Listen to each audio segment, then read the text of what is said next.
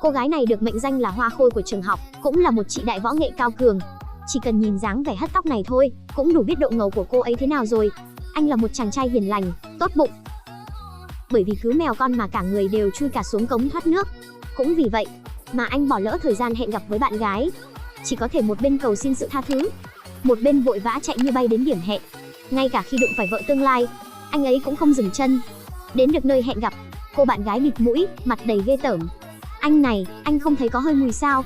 Ji-hun vội vàng giải thích. Vừa nãy vì cứu mèo con, mới không cẩn thận dính phải vệt bẩn trong cống. Cô bạn gái nghe xong liền nở nụ cười chế giễu. Sau đó giơ ngón tay cái lên. Anh à, anh đúng là một người tốt thật đấy. Nhưng xem ra hình như không thích hợp với tôi lắm. Ji-hun ngay lập tức lúng túng. Anh bắt đầu nói năng lộn xộn để níu giữ cô bạn gái. Nhưng đối phương đã quyết định, không chút nể mặt đứng dậy rời đi. Jung-un à, đừng đi mà. Đừng chọc cười tôi nữa. Sau khi thất bại, Ji-hun lại trở lại với cuộc sống độc thân. Nhìn thấy nụ cười chế giễu của con gấu bông bên cạnh, Ji-hun bực mình, liền tát cho một phát vào đầu. Lúc này ở bên kia, Jo-dung mới vừa gia nhập hội, đang chuẩn bị rút điếu thuốc lá ra hút, nhưng không ngờ lại chỉ có cái hộp rỗng. Đúng vào lúc bọn họ đang rơi vào bế tắc, không biết đi đâu để tìm thuốc lá, thì bỗng nhiên Ji-hun ngốc nghếch đang cõng trên lưng con gấu bông xuất hiện. Nhìn thấy anh ấy đem con gấu bông vứt vào trong thùng rác, sau đó luôn cảm thấy, mày đang cười vào bộ dạng bây giờ của tao. Mày muốn ăn đánh sao? Muốn ăn đánh sao? Nhìn thấy một loạt hành động của Ji-hun, cả ba rõ ràng đều cảm thấy người này không được thông minh cho lắm, liền nghĩ cơ hội tìm người đi mua thuốc lá đến rồi. Vì vậy, bọn họ quyết định để Jo-dung ra trận.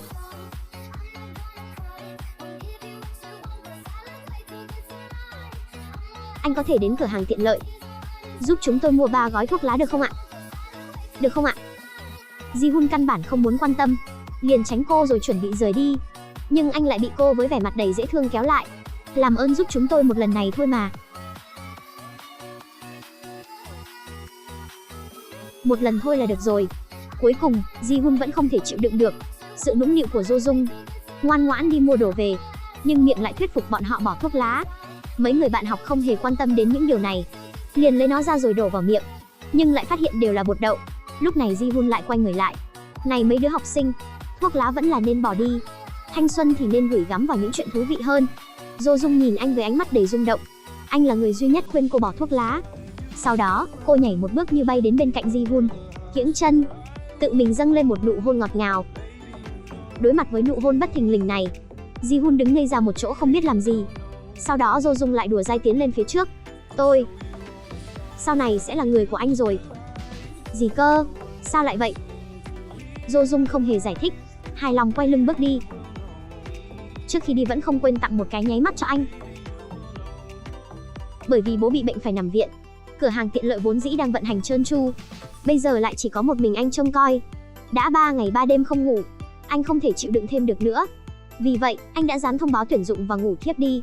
Nhưng không ngờ anh vừa mới ngủ quên, người phụ nữ có thân hình nóng bỏng và nhẹ nhàng, chậm rãi bước về phía anh với những bước chân mê hoặc. Những người đàn ông trên đường đều lần lượt nhìn chằm chằm vào người phụ nữ, nhưng cô lại hất tóc một cái, không để ý đến ai, chỉ vì người mà cô đã yêu thầm từ lâu đang ở trong cửa hàng tiện lợi này. Sau đó cô bước vào cửa hàng tiện lợi, gõ nhẹ vào bàn để đánh thức Ji-hun. Ji-hun bị giật mình tới giật nảy người, sau đó quay đầu nhìn cô gái xinh đẹp với làn da nõn nà trước mắt. Nụ cười đó phảng phất như gió xuân thổi nhẹ qua mặt hồ, như mưa thu nhẹ nhàng thấm đẫm đất. Phải mất vài giây anh mới định thần lại. Xin chào quý khách, xin hỏi quý khách cần gì? Tôi tới đây để phỏng vấn cho công việc part-time.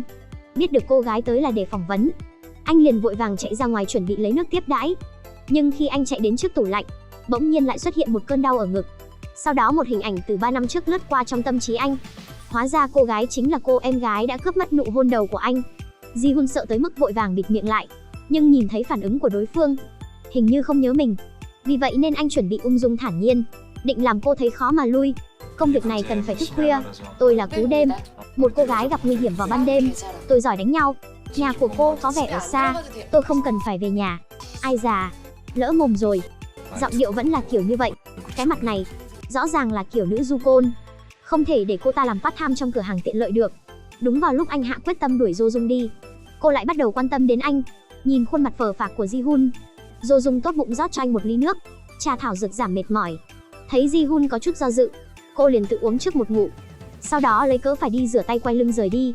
Không ngoài mong đợi, Jo-dung vừa rời đi, Ji-hun liền không chịu được uống một ngụm, nhưng không ngờ vừa uống xong, chưa đầy 10 giây đã lăn ra bất tỉnh. Lúc anh tỉnh lại lần nữa, cửa hàng vốn dĩ đang vắng tanh không một bóng người, lúc này lại đông nghịt khách. Vốn dĩ cô nghĩ rằng đây sẽ là một lý do tốt để được nhận vào làm, nhưng thật không ngờ Ji-hun vẫn ngoan cố, bảo Jo Dung về nhà đợi thông báo, nói ngày mai vẫn còn vài người đến phỏng vấn. Jo Dung nghe xong liền đột nhiên bật khóc. Phải làm sao đây, tội nghiệp tôi quá à. Sao lại khóc rồi? Người cần phỏng vấn vào ngày mai, nhất định sẽ không bao giờ thành công đâu, bởi vì anh sẽ phải nhận tôi. Như vậy, Jo Dung vừa đấm vừa xoa cuối cùng cũng được nhận vào làm. Ngày hôm sau cô đến cửa hàng để làm quen môi trường.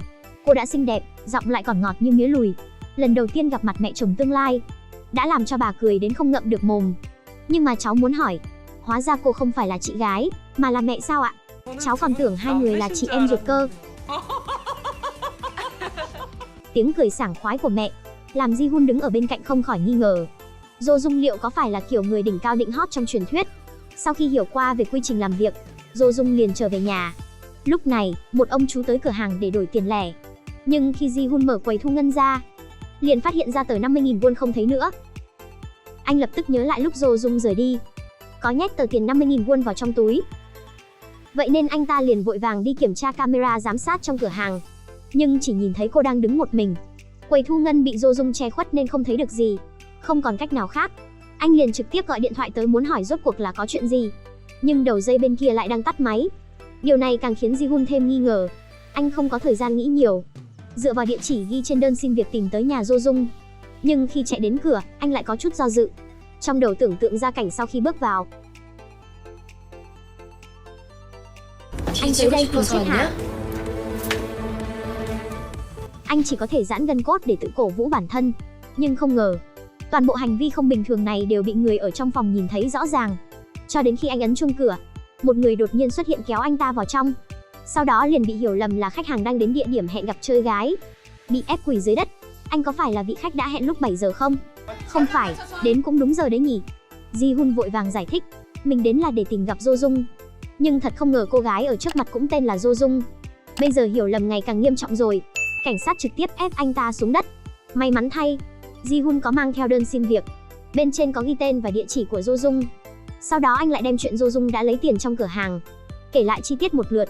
Lúc này mới hóa giải được hiểu lầm. Sau đó anh ta lo lắng không yên vội vã chạy về. Nhưng bất ngờ là Jo Dung lại đang ở trong cửa hàng.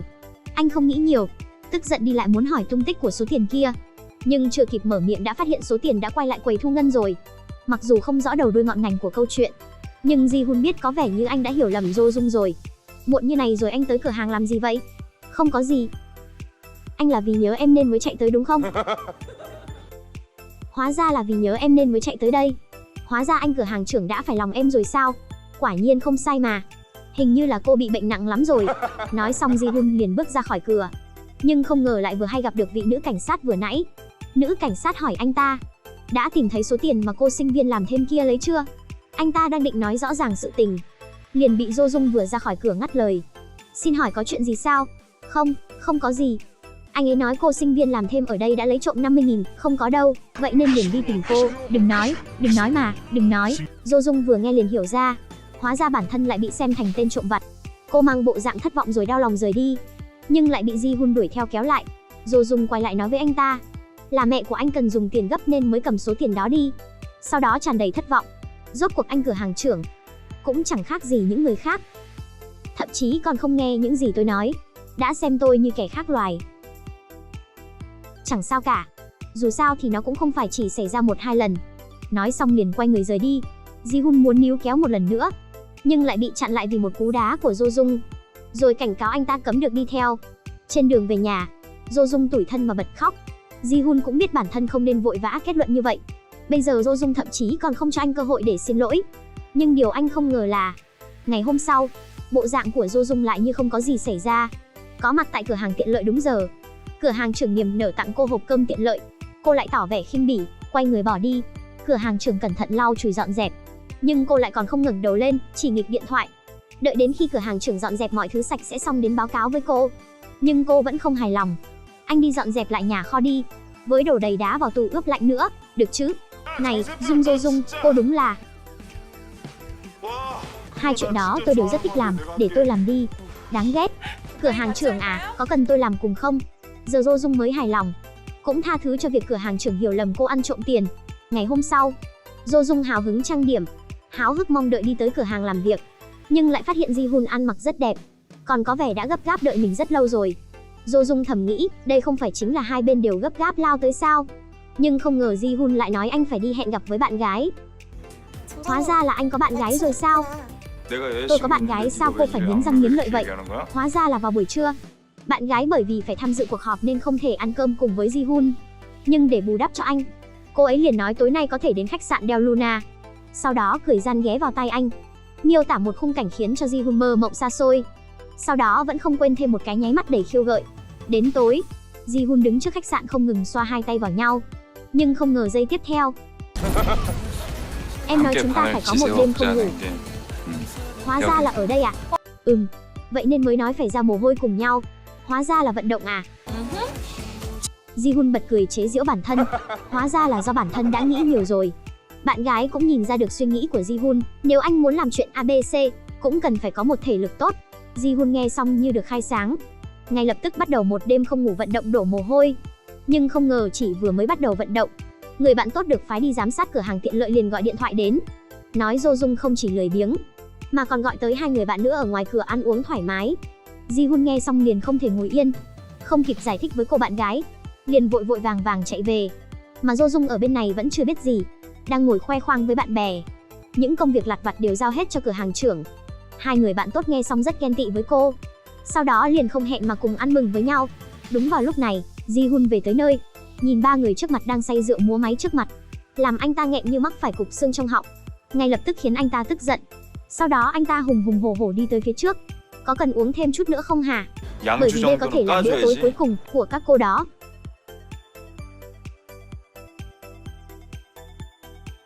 Anh quản lý. Kỳ lạ, sao hôm nay anh lại đến sớm thế? Là vì anh nhớ tôi sao? Mới bỏ bạn gái để chạy tới đây sao? Tôi ở đây để đuổi cô đi đó. Đuổi cô đó? Cô... Đúng thật là... Do Dung kéo Ji Hun để giới thiệu anh với bạn bè của mình. Nhưng không ngờ giây tiếp theo lại lăn ra ngủ rồi. Ji Hun không còn cách nào khác ngoài việc trút giận lên hai người kia, nhưng lại bị hai người kia đang từ khách thành chủ. Trách anh chuyện hiểu lầm Do Dung ăn trộm tiền, phạt anh ta uống hết ly này đến ly khác. Một màn giải phóng bản tính này, tất cả đã bị cô bạn gái ngồi trong chiếc taxi cách đó không xa nhìn thấy hết. Vậy mà lại ồn ào ầm ĩ với đám nhóc lông bông đó, bỏ tôi một mình lại đó rồi chạy về. Cô bạn gái vốn đang định tiếp tục xem rõ ngọn ngành, nhưng lại bị hai cô gái ngồi ở đối diện phát hiện ra. Trong xe có người sao? Chú ơi, mau lái xe đi đi ạ. Đây là người đàn ông đã bước được nửa chân vào quan tài, lợi dụng tình trạng sức khỏe của mình mà cả ngày hùng hổ mắng nhức vợ. Còn chưa đi pha nước mật ong đi. Còn đứng ở đây ngơ ngơ cái gì? Cậu con trai liền hốt hoảng bịt miệng bố lại. Nhưng ông bố vẫn không bỏ qua, tiếp tục mắng nhức. Người vợ nghe xong chỉ cười như không cười. Sau đó, nhìn ông chồng với vẻ mặt sống không tốt sao. Nhưng ông chồng lại hoàn toàn không nhận ra. Cho đến khi ông ta được đằng chân lân đằng đầu, thốt ra tên mối tình đầu, Giang Xin của tôi. Người vợ đột nhiên như có mây mù sấm chớp trên mặt, bảo đảm nguyên tắc vợ chồng thì không có mối thù nào qua đêm. Bà ấy liền tháo chuỗi hạt cầu siêu độ cho chồng trước. Ji Hun nhận ra mình sắp mất bố, vậy nên liền cố gắng thử nói vài lời tốt đẹp với mẹ, nhưng lại bị mẹ chỉ dùng một câu làm anh ngồi im một chỗ. Con cũng muốn chết cùng với ông ta sao? Không ạ, mẹ cứ tiếp tục đi.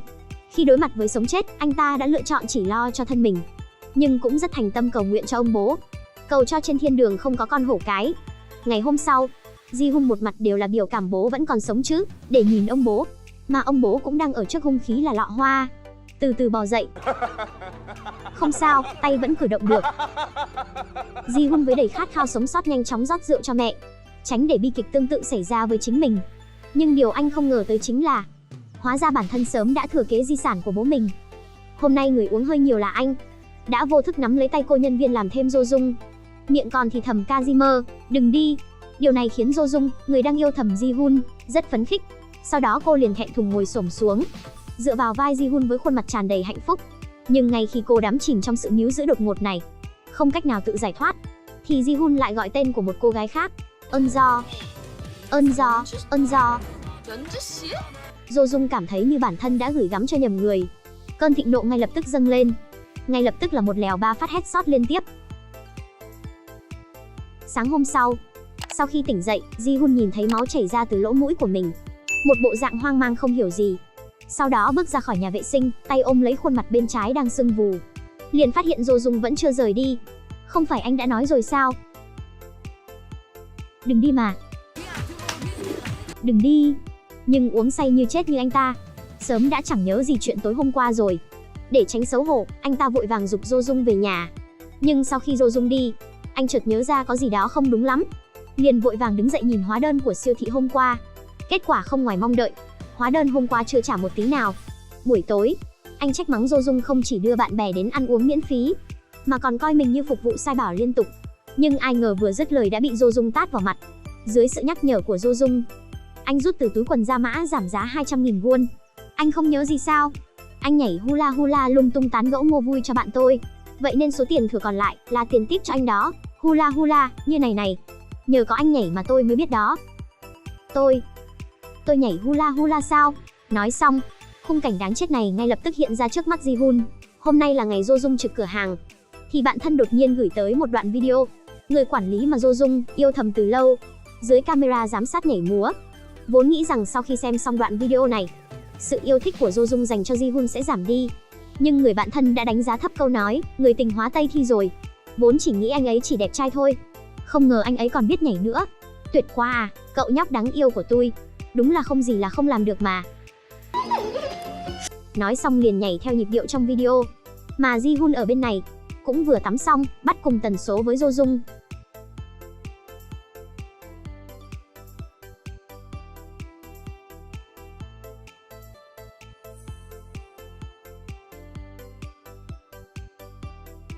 Như này hai người đang ở hai nơi khác nhau, lại ăn ý nhảy cùng một điệu nhảy. Điệu nhảy dần dần thăng cấp, hai người cũng từ từ chìm vào cảnh đẹp.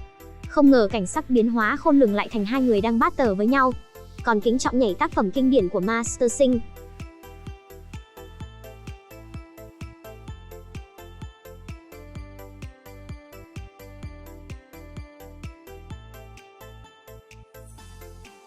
Cuối cùng hai người tương thân tương ái, trao cho nhau nụ hôn nồng cháy. Cảnh vừa đổi, Jo-jung bừng tỉnh từ giấc mộng giữa ban ngày. Giấc mộng chân thực như này cô là lần đầu tiên gặp được.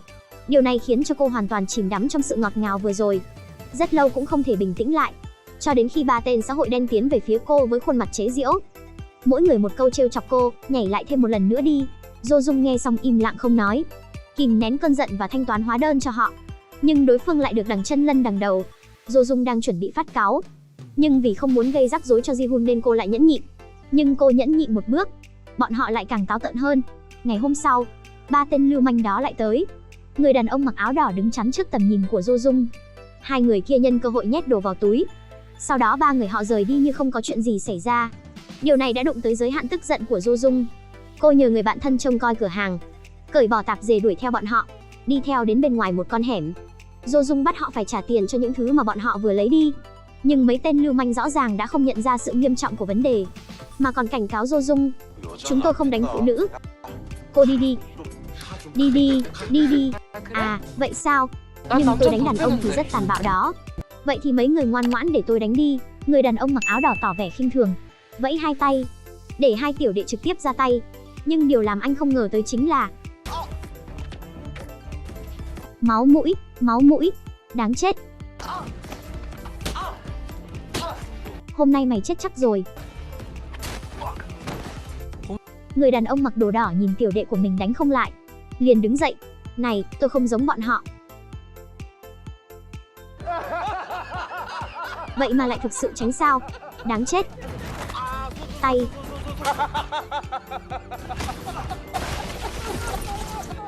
Thế là, ba tên lưu manh đều bị Jo-jung giải quyết bằng vài cú đấm và hai bàn chân, và buộc phải đồng ý, phải thanh toán toàn bộ hóa đơn cho các những đồ đã đánh cắp trước đây.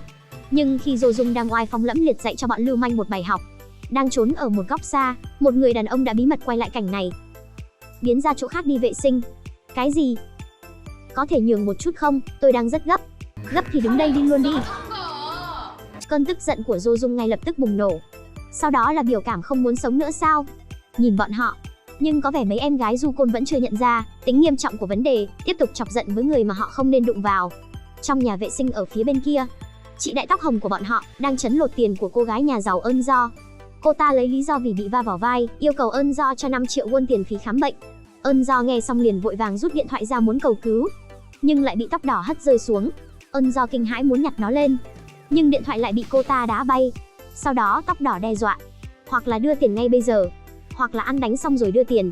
Không ngờ đúng vào lúc này, tóc vàng từ ngoài cửa bay vào, lại nhìn thấy tóc xanh đối bước bay vào. Sau đó, Jo Dung đi vào, nhưng rõ ràng cô không hề có ý định giang tay giúp đỡ. Tôi không quan tâm cô đang làm gì, nhưng ra ngoài giải quyết đi, đừng cản trở người khác đi vệ sinh. Nhìn thấy thuộc hạ của mình bị đánh, tóc đỏ sao có thể khoanh tay đứng nhìn. Mặc dù có chút rụt rè, nhưng không thể mất mặt trước mặt thuộc hạ được.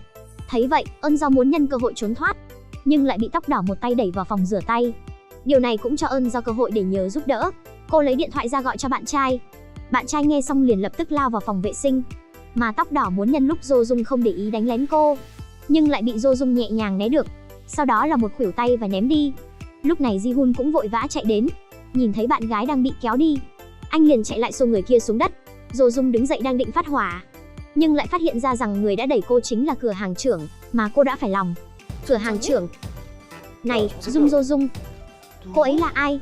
Ji Hun vội vàng giải thích rằng Jo Dung là nhân viên mới trong cửa hàng. Eun Jo nghe xong, cơn ghen lập tức trào dâng trong lòng. Mà Jo Dung cũng nhận ra rằng người phụ nữ trước mặt mình chính là bạn gái của cửa hàng trưởng. Cả hai mắt không chớp chăm chú nhìn vào kẻ thù trước mặt. Sau đó, Ji Hun tra hỏi Jo Dung tại sao cô kéo bạn gái của anh. Jo Dung vội vàng giải thích. Sau đó nhìn Eun Jo, hy vọng cô ấy sẽ đứng ra giải thích. Nhưng không ngờ Eun Jo không những không giúp đỡ, hơn nữa còn buộc tội Jo Dung cùng với người khác bắt nạt mình. Trên đường về nhà, cô yêu cầu Ji Hun phải sa thải Jo Dung.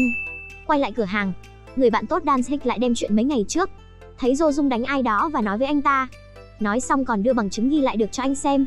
Ji Hun nhìn thấy trên màn hình điện thoại, làm cho anh vốn dĩ đang còn do dự không biết nên sa thải Jo Dung hay không, cuối cùng cũng hạ quyết tâm. Nhưng không ngờ ngày hôm sau, hai người bạn thân của Jo Dung tìm tới cửa hàng, đem sự việc Eun Jo bị đánh ngày hôm qua nói ra. Sự tình chính là cô ấy đã cứu cô bạn gái suýt bị đánh của anh, nhưng anh không những không cảm ơn mà còn nghi ngờ cô ấy. Người nói dối không phải Jo Dung mà là cô bạn gái của anh đó. Nói xong cả hai tức giận bỏ đi. Nhìn vào đồng phục của Jo Dung, Ji Hun nhận ra bản thân thậm chí còn không cho Jo Dung cơ hội để giải thích. Anh không khỏi bắt đầu nghi ngờ phán đoán của chính mình. Đúng vào lúc này, ba tên lưu manh bị Jo Dung đánh ngày hôm qua, tôi đến cửa hàng với một tờ giấy xin lỗi và một số tiền lớn. Lúc này Ji Hun mới biết, thì ra Jo Dung động thủ là bởi vì mấy tên trộm vặt đã lấy trộm đồ từ cửa hàng.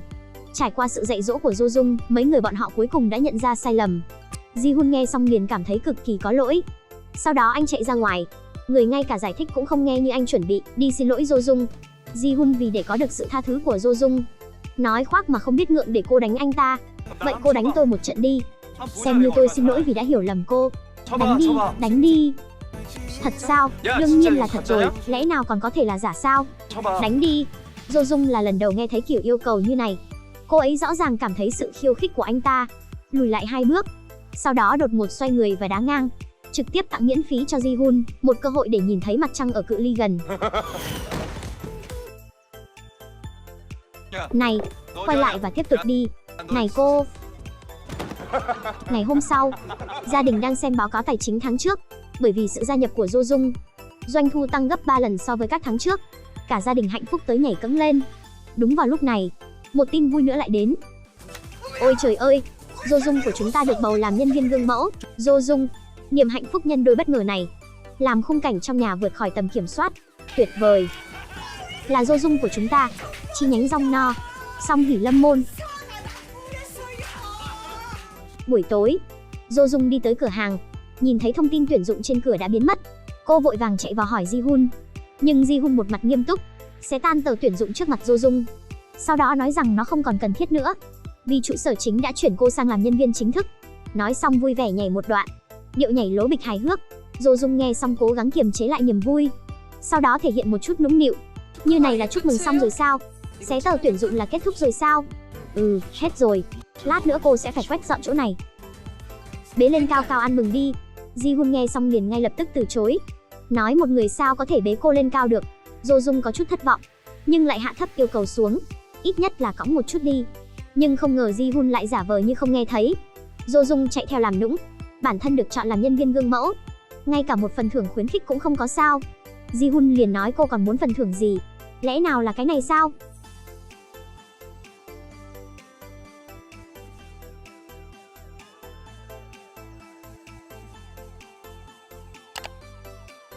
Hạnh phúc bất ngờ này làm Do Dung có chút không dám tin. Lúc trực tiếp nhận được bó hoa tươi cô mới từ từ tỉnh lại. Đây chính xác là hoa hồng màu hồng yêu thích của mình. Ngắm bó hoa trên tay, cô cảm thấy hạnh phúc hơn bao giờ hết. Nhưng cô vẫn cố chấp, nếu như được cõng một chút thì sẽ càng đẹp hơn. Ji-hun thấy không thể thắng được cô, chỉ có thể đáp ứng cõng cô 3 giây. Anh cúi xuống đi, thật là, tôi vì cô. 1, 2, 3. Được rồi, 1 giây, 2 giây, 3 giây. Xuống đi, mau buông chân ra. Cõng thêm 1 phút nữa thôi, cô đây là, này, nếu như tôi dùng sức, cô sẽ bị thương đó. Đúng vào lúc hai người đang ăn mừng ngọt ngào, bạn gái của Jin Chi bước vào cửa hàng tiện lợi. Eun Do nhìn thấy xong, liền giả vờ bình tĩnh. Có phải tôi đã cản trở hai người rồi không? Không, không có cản. Này, cô, còn không mau xuống đi. Tôi không sao, sàn nhà cũng không sao. Trong lúc bối rối, Ji-hun nhanh chóng giải thích. Mọi thứ không như những gì cô nhìn thấy. Nhưng ngược lại Eun Do không quan tâm chút nào, còn nói nhất định là để ăn mừng Do Dung được chọn làm nhân viên gương mẫu. Do Dung nghe xong liền lập tức phụ họa theo, nói rằng đây chỉ là trò đùa nên mới để cửa hàng trưởng cõng. Ji-hun rõ ràng muốn kết thúc chủ đề này càng sớm càng tốt, vậy nên anh nhanh chóng cởi bỏ áo khoác rồi đổi ca với Do Dung. Sau đó mang Eun Do cùng đi ăn tối. Nhưng không ngờ Eun Do lại như viết chiến thư, mời Do Dung cùng đi với bọn họ. Ji-hun vội vàng từ chối. Sau đó lấy cớ không có ai trong cửa hàng từ chối lấy lệ. Tuy nhiên đúng lúc này, cậu bạn Dan Sik lại xuất hiện không đúng lúc chút nào. Cứ như thế, Eun Do mưu mô chọn một nhà hàng 5 sao, làm Do Dung trước nay chưa từng tới nhà hàng cao cấp như này, nhận ra sự không hợp đôi của bọn họ. Vừa đến sảnh, người cửa hàng trưởng đón tiếp khách hàng bằng một nụ cười và nhiệt tình sắp xếp ghế tình nhân cho bọn họ. Nhưng Eun Do nói rằng hôm nay có thêm một người.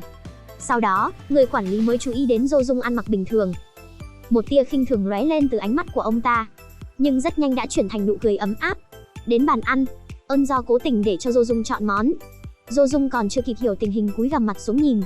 Tất cả đều được viết bằng tiếng Anh khó hiểu. Nhìn thấy sự bối rối của Do Dung, Eun Do mỉm cười hài lòng.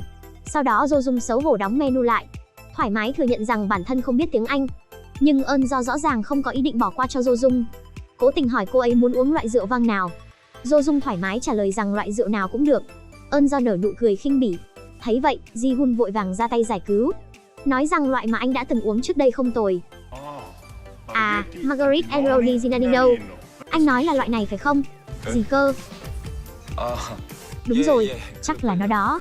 Nhưng không ngờ rằng, để làm nổi bật độ cao cấp của họ, Eun Do nói rằng loại mà tôi đã uống với bố tôi lần trước ngon hơn. Oakville Cabernet Sauvignon từ khách sạn Ma. Tôi sẽ chuẩn bị cho mọi người ngay. Lên món xong, Eun Do nâng ly chúc mừng Do Dung được bầu làm nhân viên gương mẫu. Nhìn thấy Do Dung ngay cả ly cũng không biết cầm, làm trò hề cho mọi người, Eun Do có cảm giác rất hài lòng. Do Dung dường như đã nhận ra điều gì đó. Cô nhìn Ji-hun một cái rồi uống cạn ly rượu trong tay. Do Dung đặt ly rượu xuống rồi bảo Ji-hun rót rượu cho mình. Ji-hun vừa mới cầm chai rượu lên, Eun Do đã giật ngay lấy. Sau đó nhàn nhạt cười, rót đầy ly cho Do Dung. Sau đó cũng cầm lấy ly rượu của mình lên uống cạn. Uống xong lại đưa ly rượu không cho Ji-hun bảo anh rót rượu. Biểu cảm tự mãn đó của Eun Do dường như muốn nói rằng, người đàn ông của tôi chỉ có tôi mới có quyền sai bảo thôi. Do Dung vừa nhìn vừa hung bạo cắn lấy miếng bít tết. Eun Do thừa thắng xông lên. Tôi hy vọng cô có thể tiếp tục làm việc chăm chỉ, cố gắng, tập trung vào công việc. À, tôi anh hả? Làm việc gì cũng đều rất cố gắng, bất kể là công việc hay là những chuyện khác. Hai cô gái nhìn nhau mỉm cười. Trong phút chốc bầu không khí bỗng trở nên căng thẳng, ngột ngạt, khó thở vô cùng. Ăn tối xong, Ji-hun cùng Eun Do tay trong tay đi ở phía trước, còn Do Dung lại cứ như đồ đính kèm lẽo đẽo theo đằng sau. Đúng lúc này, Ji-hun nhận được một cuộc gọi mua hàng từ cửa hàng tiện lợi. Anh hơn thua từng đồng từng xu một, làm Eun Do cảm thấy rất mất mặt, vô cùng ghét bỏ mà rút tay ra khỏi tay Ji-hun, rồi chạy đến một góc giả vờ như không quen biết anh. Ji-hun nghe xong điện thoại, anh bước đến trước mặt Eun Do, muốn đưa cô về nhà, nhưng lại bị đối phương từ chối thẳng thừng. Lúc anh đang định hỏi cô lý do tại sao lại từ chối, thì thanh mai trúc mã Si ung jun của Eun Do đột nhiên xuất hiện. Tôi cũng đang định về nhà này, cần tôi đưa cậu về không? Được thôi, vậy cho tôi đi nhờ một đoạn đi. Nhìn thấy bạn gái mình bị người đàn ông khác đưa đi mất, trong lòng Ji-hun cảm xúc phức tạp, khó nói vô cùng. Còn Do Dung ở phía sau anh đang vui như mở cờ trong bụng. Như này thì cô sẽ có thời gian riêng ở cùng với Ji-hun rồi. Cửa hàng trưởng, chúng ta bắt taxi về nhé. Hai người cùng đi taxi ấm áp biết bao nhiêu. Để tôi xem nào. 30 giây nữa. Cái gì cơ? Xe buýt. Thật là... Chờ tôi với. 2 vé. Cô với ai? Tôi không quen cô ấy. Do Dung đành phải ngại ngùng mà quét thẻ. Sau đó chen vào chỗ ngay bên cạnh Ji-hun. Thế nhưng Ji-hun lại ra vẻ ghét bỏ bảo cô đừng có mà vượt quá ranh giới. Ranh giới gì cơ? Cô không nhìn thấy sao? Đây này. Cô đừng có mà vượt qua đấy. Bên trên nó còn có điện đấy. Cẩn thận nhá, ai ra vượt qua mất rồi nè. Ui nói quá đi à. Thực ra vẫn chưa có vượt đâu nha. Này, đừng có mà như thế. Anh nghĩ anh là ai chứ? Tôi không thèm vượt qua cái ranh giới đó đâu. Nói xong, Do Dung tức giận đi sang ghế khác ngồi. Ngày hôm sau, tổng bộ cử phóng viên đến phỏng vấn Do Dung vì đã đạt được giải thưởng nhân viên gương mẫu. Và sau khi cuộc phỏng vấn kết thúc, phóng viên yêu cầu Ji-hun cõng Do Dung để chụp lấy một bức ảnh nhóm làm ảnh tuyên truyền. Nhưng Ji-hun có chết cũng không chịu đồng ý. Anh sợ bạn gái mình nhìn thấy sẽ không giải thích rõ ràng được. Nhưng phóng viên nói với anh rằng ảnh này chỉ đăng trên tạp chí nội bộ của công ty thôi. Ji-hun nghe xong thì bắt đầu do dự. Vừa quay đầu lại đã thấy mọi người tạo dáng đâu ra đấy cả rồi. Anh cũng không còn lựa chọn nào khác ngoài thỏa hiệp cả. 1, 2, 3. Nhưng ai ngờ ngày hôm sau, bức ảnh của hai người lại bị ai đó ác ý cắt ghép chỉnh sửa. Hơn nữa còn đăng lên trên các nền tảng lớn. Và cũng không ngoài dự đoán, Eun Jo đã nhìn thấy bức ảnh này. Để hiểu lầm không nghiêm trọng thêm, Ji-hun vội vàng chạy đến nhà Eun Jo, đợi cô dưới tầng. Anh muốn giải thích rõ ràng mọi chuyện, nhưng đợi mấy tiếng đồng hồ, cuối cùng lại nhìn thấy một người đàn ông khác cõng Eun Jo về nhà. Này Si-eung-jun, cậu là người đầu tiên cõng tôi đấy. Quay một vòng đi, quay một vòng đi. Đúng là như vậy đấy. Hóa ra đây là cảm giác được người khác cõng trên lưng. Tôi cũng được người ta cõng rồi nè. Mặc dù Ji-hun biết rằng bạn gái đang giận mình, cũng biết rằng hai người đó từ nhỏ đã là bạn rồi, nhưng hành động thân mật này của hai người kia vẫn khiến anh cay cay khóe mắt. Nhưng điều anh càng không thể chịu đựng được là Si-eung-jun tiễn Eun Jo vào nhà xong không hề rời đi, mà lại vô cùng thoải mái mà bước vào nhà bạn gái của anh. Kang Ji-wook bỗng dưng gặp lại cô gái mà anh đã phải lòng khi còn nhỏ. Anh không thể tin được, chạy nhanh qua đó, rồi tháo khẩu trang ra để Do Dung nhận ra mình. Cô bạn thân của Do Dung vừa nhìn thấy Ji-wook thì giật mình tới muốn rớt bộ hàm theo luôn. Bọn họ nhận ra đây chính là ngôi sao hát nhất dạo gần đây Kang Ji-wook. Do Dung lúc này cũng nhớ ra người này là cậu bạn hồi nhỏ chơi cùng mình. Cô lúc này đang say, loạng choạng đứng dậy. Ji-wook nhà chúng ta đã lớn thế này rồi đấy sao? Ôi trời ơi, cậu ấy xoa má anh ấy kìa. Cậu ấy chạm vào má anh ấy rồi chạm vào rồi kìa. Hai cô bạn của Do Dung phấn khích vô cùng. Còn Ji-wook thì đang mỉm cười hạnh phúc khi được Cruise xoa má. Ngày hôm sau, Do Dung tỉnh rượu ngủ dậy, chuẩn bị ăn mì thì nhận được một tin nhắn. Người gửi chính là Ji-wook. Anh hỏi đêm qua cô có về đến nhà an toàn không? Đầu tiên Jun sững sờ trong mấy giây, sau đó đột nhiên nhớ lại những mảnh ký ức đứt đoạn tối ngày hôm qua. Này, cậu cúi xuống đi, cổ tôi đau quá. Ji-wook nghe xong thì vô cùng ngoan ngoãn mà cúi người xuống. Hồi nhỏ bọn mình gặp nhau ở nhà tắm. Làm gì có chứ, lúc đó cậu đi với mẹ còn gì. Cậu quên rồi à? Ký ức dở khóc dở cười này làm Do Dung thấy vô cùng mất mặt. Cùng lúc này, Ji-wook ở bên kia đang nhìn chằm chằm vào màn hình điện thoại ngồi cười ngốc một mình. Chuyện lạ hiếm thấy này làm vị quản lý đã đi theo anh 2 năm cũng phải há hốc miệng kinh ngạc. Đây là lần đầu tiên anh ta thấy Ji-wook cười hạnh phúc như vậy. Ở trường quay, Ji-wook vừa mới quay xong, nhìn thấy cuộc gọi nhỡ của Do Dung, liền chạy vội về nhà chuẩn bị, thay đi thay lại không biết bao nhiêu bộ đồ. Cuối cùng anh cũng chọn được một bộ vừa ý, gật đầu hài lòng. Sau đó anh đeo khẩu trang vào, đến cửa hàng tiện lợi nơi Do Dung làm việc. Ji-wook do dự một chút, sau đó quyết định đi vào trong, nhưng lại chẳng thấy bóng dáng Do Dung đâu cả. Ji-hun thấy Ji-wook cứ quay đi quay lại nhìn khắp bốn phía, tưởng rằng anh có ý đồ bất chính gì. Vì vậy theo bản năng mà khóa hòm đựng tiền lại. Ji-wook vừa nhìn đã biết Ji-hun đang hiểu lầm mình có ý đồ xấu. Vì muốn thanh minh cho bản thân, anh vội tháo khẩu trang ra. Nhưng chính sự lựa chọn này đã làm Ji-hun ngạc nhiên há hốc miệng ra. Kang, ôi mẹ ơi, Kang Ji-wook. Ji-hun vừa nhìn đã nhận ra ngay anh chàng idol nổi như cồn này. Ji-wook cũng lễ phép gật đầu với anh một cái. Đúng vào lúc này, Do Dung từ trong nhà kho đi ra. Nhìn thấy cô đang bê thùng đồ nặng như vậy, Ji-wook vội chạy lên giúp cô. Ji-hun nhìn thấy cảnh này thì đơ ngay lập tức. Này, cô làm cái gì vậy hả? Cô không biết cậu ấy là ai sao? Ôi trời ơi, phải làm sao đây? Là diễn viên Kang Ji-wook kìa. Hai người phấn khích múa máy tay chân loạn xạ cả lên. Mãi cho đến khi Ji-wook chuyển hàng giúp Do Dung xong, trở về bên cạnh cô. Lúc này Ji-hun mới chợt nhận ra, hóa ra hai người này là bạn của nhau. Trong lúc phấn khích, Ji-hun mời Ji-wook ở lại cùng tham gia với buổi liên hoan của cửa hàng. Do Dung biết rằng thân phận Ji Wook vô cùng đặc biệt, liền vội vàng từ chối lời mời của Ji Hun thay anh, nhưng ai ngờ Ji Wook lại nhận lời ngay lập tức mà chẳng do dự lấy một giây. Ngồi vào bàn ăn, nhìn thấy Do Dung vui vẻ thân thiết với Ji Hun như vậy, trong lòng Ji Wook hiển nhiên có chút không thoải mái. Lúc này chị gái Ji Hun rủ mọi người chụp một bức ảnh chung, sau đó đăng lên trên Instagram của mình. Nhưng ai mà ngờ được chính do bức ảnh này, chỉ trong vài phút ngắn ngủi, đã khiến mạng xã hội được một phen náo loạn. Ji Wook ngay lập tức bị đẩy lên đỉnh điểm của xì căng đan. Hơn nữa còn có một lượng lớn fan vì chuyện này mà rời khỏi fanzone. Dưới áp lực của dư luận xã hội, quản lý nhanh chóng tìm đến Ji Wook rồi đưa anh đi. Cũng vì chuyện này, ngày hôm sau, Do Dung bị fan cuồng của Ji Wook tìm đến trả thù. Cô đang dọn bàn như thường lệ, hoàn toàn không hề nhận ra bản thân đang bị người khác nhìn chằm chằm. Bọn họ nhân lúc Do Dung không để ý, từ từ tiến lại gần cô. Do Dung còn chưa kịp phản ứng lại đã bị đánh một cú vào đầu.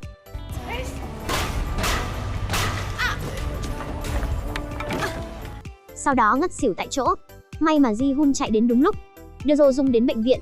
Nhìn Do Dung đau đớn quằn quại, Ji Hun lo lắng hỏi bác sĩ tình trạng của cô có nghiêm trọng hay không. Nhưng bác sĩ nói không có gì nghiêm trọng cả, chỉ là viêm ruột thừa cấp tính mà thôi.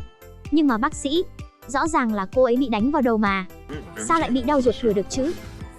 Theo như kinh nghiệm nhiều năm của tôi thì tôi nghĩ nguyên nhân chính là do đầu cứng quá đấy.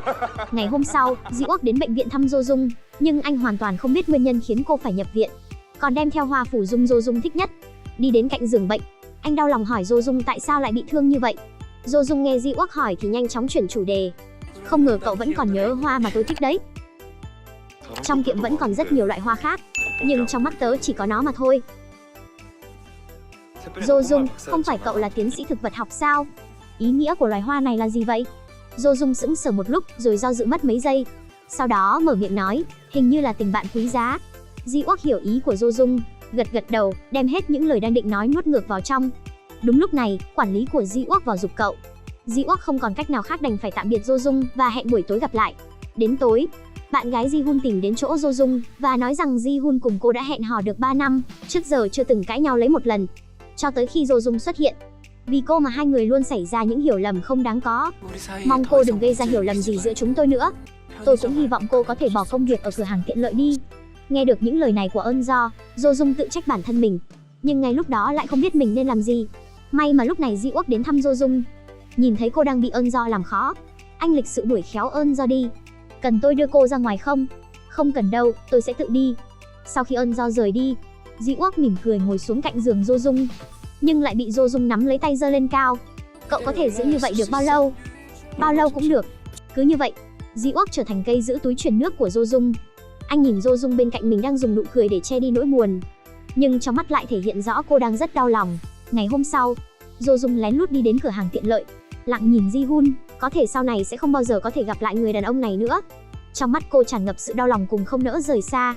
Cũng chính lúc này, ở ngay phía sau cô, một bóng người chậm rãi xuất hiện. Chính là đại minh tinh Ji Wook đã phải lòng cô từ lâu. Mẹ Do vô tình bắt gặp con gái mình đang hẹn hò với một tên đàn ông nghèo nàn, lập tức sai quản gia đi điều tra thân thế của người kia. Kết quả không khác với dự đoán của bà, chỉ là một cửa hàng trưởng của một cửa hàng tiện lợi trung bình không có gì nổi trội. Loại gia thế không hề môn đăng hộ đối này, làm sao mà bà có thể chấp nhận được chứ? Vì vậy, bà ta tìm đến cửa hàng tiện lợi với mục đích chẳng hề tốt đẹp gì. Bà bỏ ra rất nhiều tiền để mua một đống đồ và yêu cầu Ji Hun giao hàng đến tận nhà. Nhưng ai ngờ đúng lúc này, bạn gái Do của anh lại trở về. Sau khi nhìn thấy Ji Hun, cô đóng băng ngay tại chỗ, ánh mắt tỏ rõ nỗi sợ hãi bị phát hiện. Mẹ Do thấy vậy, tay rút ra chút tiền boa đưa cho Ji Hun, muốn làm bẽ mặt Ji Hun trước mặt con gái mình. Nhìn thấy Do vẫn làm thinh không chút động đậy, Ji Hun nhận ra rằng bạn gái đang chê mình mất mặt, nên mới không muốn nhận anh là người yêu của cô. Anh đành phải dẹp lòng kiêu hãnh sang một bên và nhận tiền boa. Sau đó chỉ nhìn Do một cái, rồi một mình rời khỏi nơi khiến anh phải xấu hổ này. Mẹ Do thấy Ji Hun rời đi, chán ghét bảo người hầu trong nhà đem đồ anh vừa giao đến đem vứt hết đi, và hung dữ nói với Do, con tỉnh táo lại cho mẹ đi. Lúc này Ji Hun ở bên kia, đang cố gắng không để nước mắt trào ra. Nhân phẩm của một người đàn ông vừa bị chà đạp một cách tàn nhẫn. Anh lái xe đến bãi biển, nước mắt cuối cùng cũng không nhịn nổi nữa mà trào ra ngoài. Điều khiến anh đau lòng nhất không phải là sự sỉ nhục của mẹ Do, mà là cô bạn gái đã hẹn hò với mình suốt 3 năm qua, cũng ghét bỏ anh. Bây giờ anh cuối cùng cũng hiểu ra, tại sao lần nào anh tỏ ý muốn đến thăm bố mẹ Do, cũng đều bị đối phương từ chối thẳng thừng. Hôm sau, để cứu vãn mối quan hệ này, Ji Hun hẹn Do ra ngoài và lấy ra 2 tấm vé cho buổi ra mắt vở opera Do muốn xem nhất. Nhưng ngược lại Do một chút cũng không vui cho nổi. Bởi vì sáng nay, do Seung Jun cũng đưa ra lời mời tương tự với cô, và đạo diễn của vở opera này lại là người quen của bọn họ. Nhưng cô cũng không thể từ chối trực tiếp được. Bạn trai cô đã phải vất vả biết bao mới mua được 2 tấm vé này. Do không còn cách nào khác đành cắn răng đồng ý trước. Đến ngày hẹn đi xem opera, cô lại bịa ra một cái cớ rằng có việc quan trọng không thể đi được. Quả thật vô trách nhiệm với Ji-hun mà. Mặc dù Ji-hun có thất vọng nhưng cũng không trách móc gì Do. Đương nhiên là công việc gấp hơn rồi. Anh không sao đâu. Buổi tối hôm đó, Ji-hun một mình đến nhà hát xem opera. Ghế trống bên cạnh anh vô cùng bắt mắt. Còn lúc này ở phía sau lưng anh, chính là cô bạn gái Do cùng cậu bạn thanh mai trúc mã Seung Jun của cô ta, đang tập trung thưởng thức biểu diễn trên sân khấu. Ji-hun vẫn ngây thơ cho rằng Do không đi xem buổi biểu diễn đó được sẽ cảm thấy tiếc nuối, nên đã bỏ ra một cái giá đắt đỏ, mua vé cho buổi biểu diễn tiếp theo. Vốn nghĩ rằng Do sẽ rất hạnh phúc, nhưng ai ngờ cô ta lại đồng ý với vẻ miễn cưỡng vô cùng. Buổi tối, hai người đến buổi biểu diễn như đã hẹn trước. Ji-hun thấy Do xem mà không có lấy một chút hứng thú nào. Tưởng do ghế xa quá nên bạn gái mình nhìn không rõ. Thực tế chỉ là đêm qua, Do đã xem một lần rồi. Buổi biểu diễn kết thúc, Ji-hun lấy ra sự bất ngờ thứ hai mà anh đã cất công chuẩn bị cho Do. Đó chính là cơ hội được chụp ảnh chung với đạo diễn của buổi biểu diễn vừa rồi. Nghe xong Do lập tức từ chối, bởi vì vị đạo diễn này chính là người quen của cô. Nhưng Ji-hun nghĩ rằng cô đang ngại, liền nắm tay rồi kéo Do đến chỗ chụp ảnh. Lúc này Do đã xấu hổ đến mức không có chỗ nào để trốn, vội cầm lấy chiếc mặt nạ ở bên cạnh để che đi mặt mình. Chụp ảnh xong, cô vội vàng chạy đi, bước ra khỏi nhà hát. Do lấy lý do cơ thể không được khỏe, muốn kết thúc cuộc hẹn sớm một chút. Thấy vậy, Ji-hun cố gắng giữ bạn gái của mình lại và nói rằng anh đã đặt bàn ở nhà hàng mà họ thường đến, nhưng lại bị Do từ chối đến cùng. Ji-hun vẫn còn muốn nói gì đó, nhưng Do không thèm ngoảnh đầu lại mà bước lên taxi.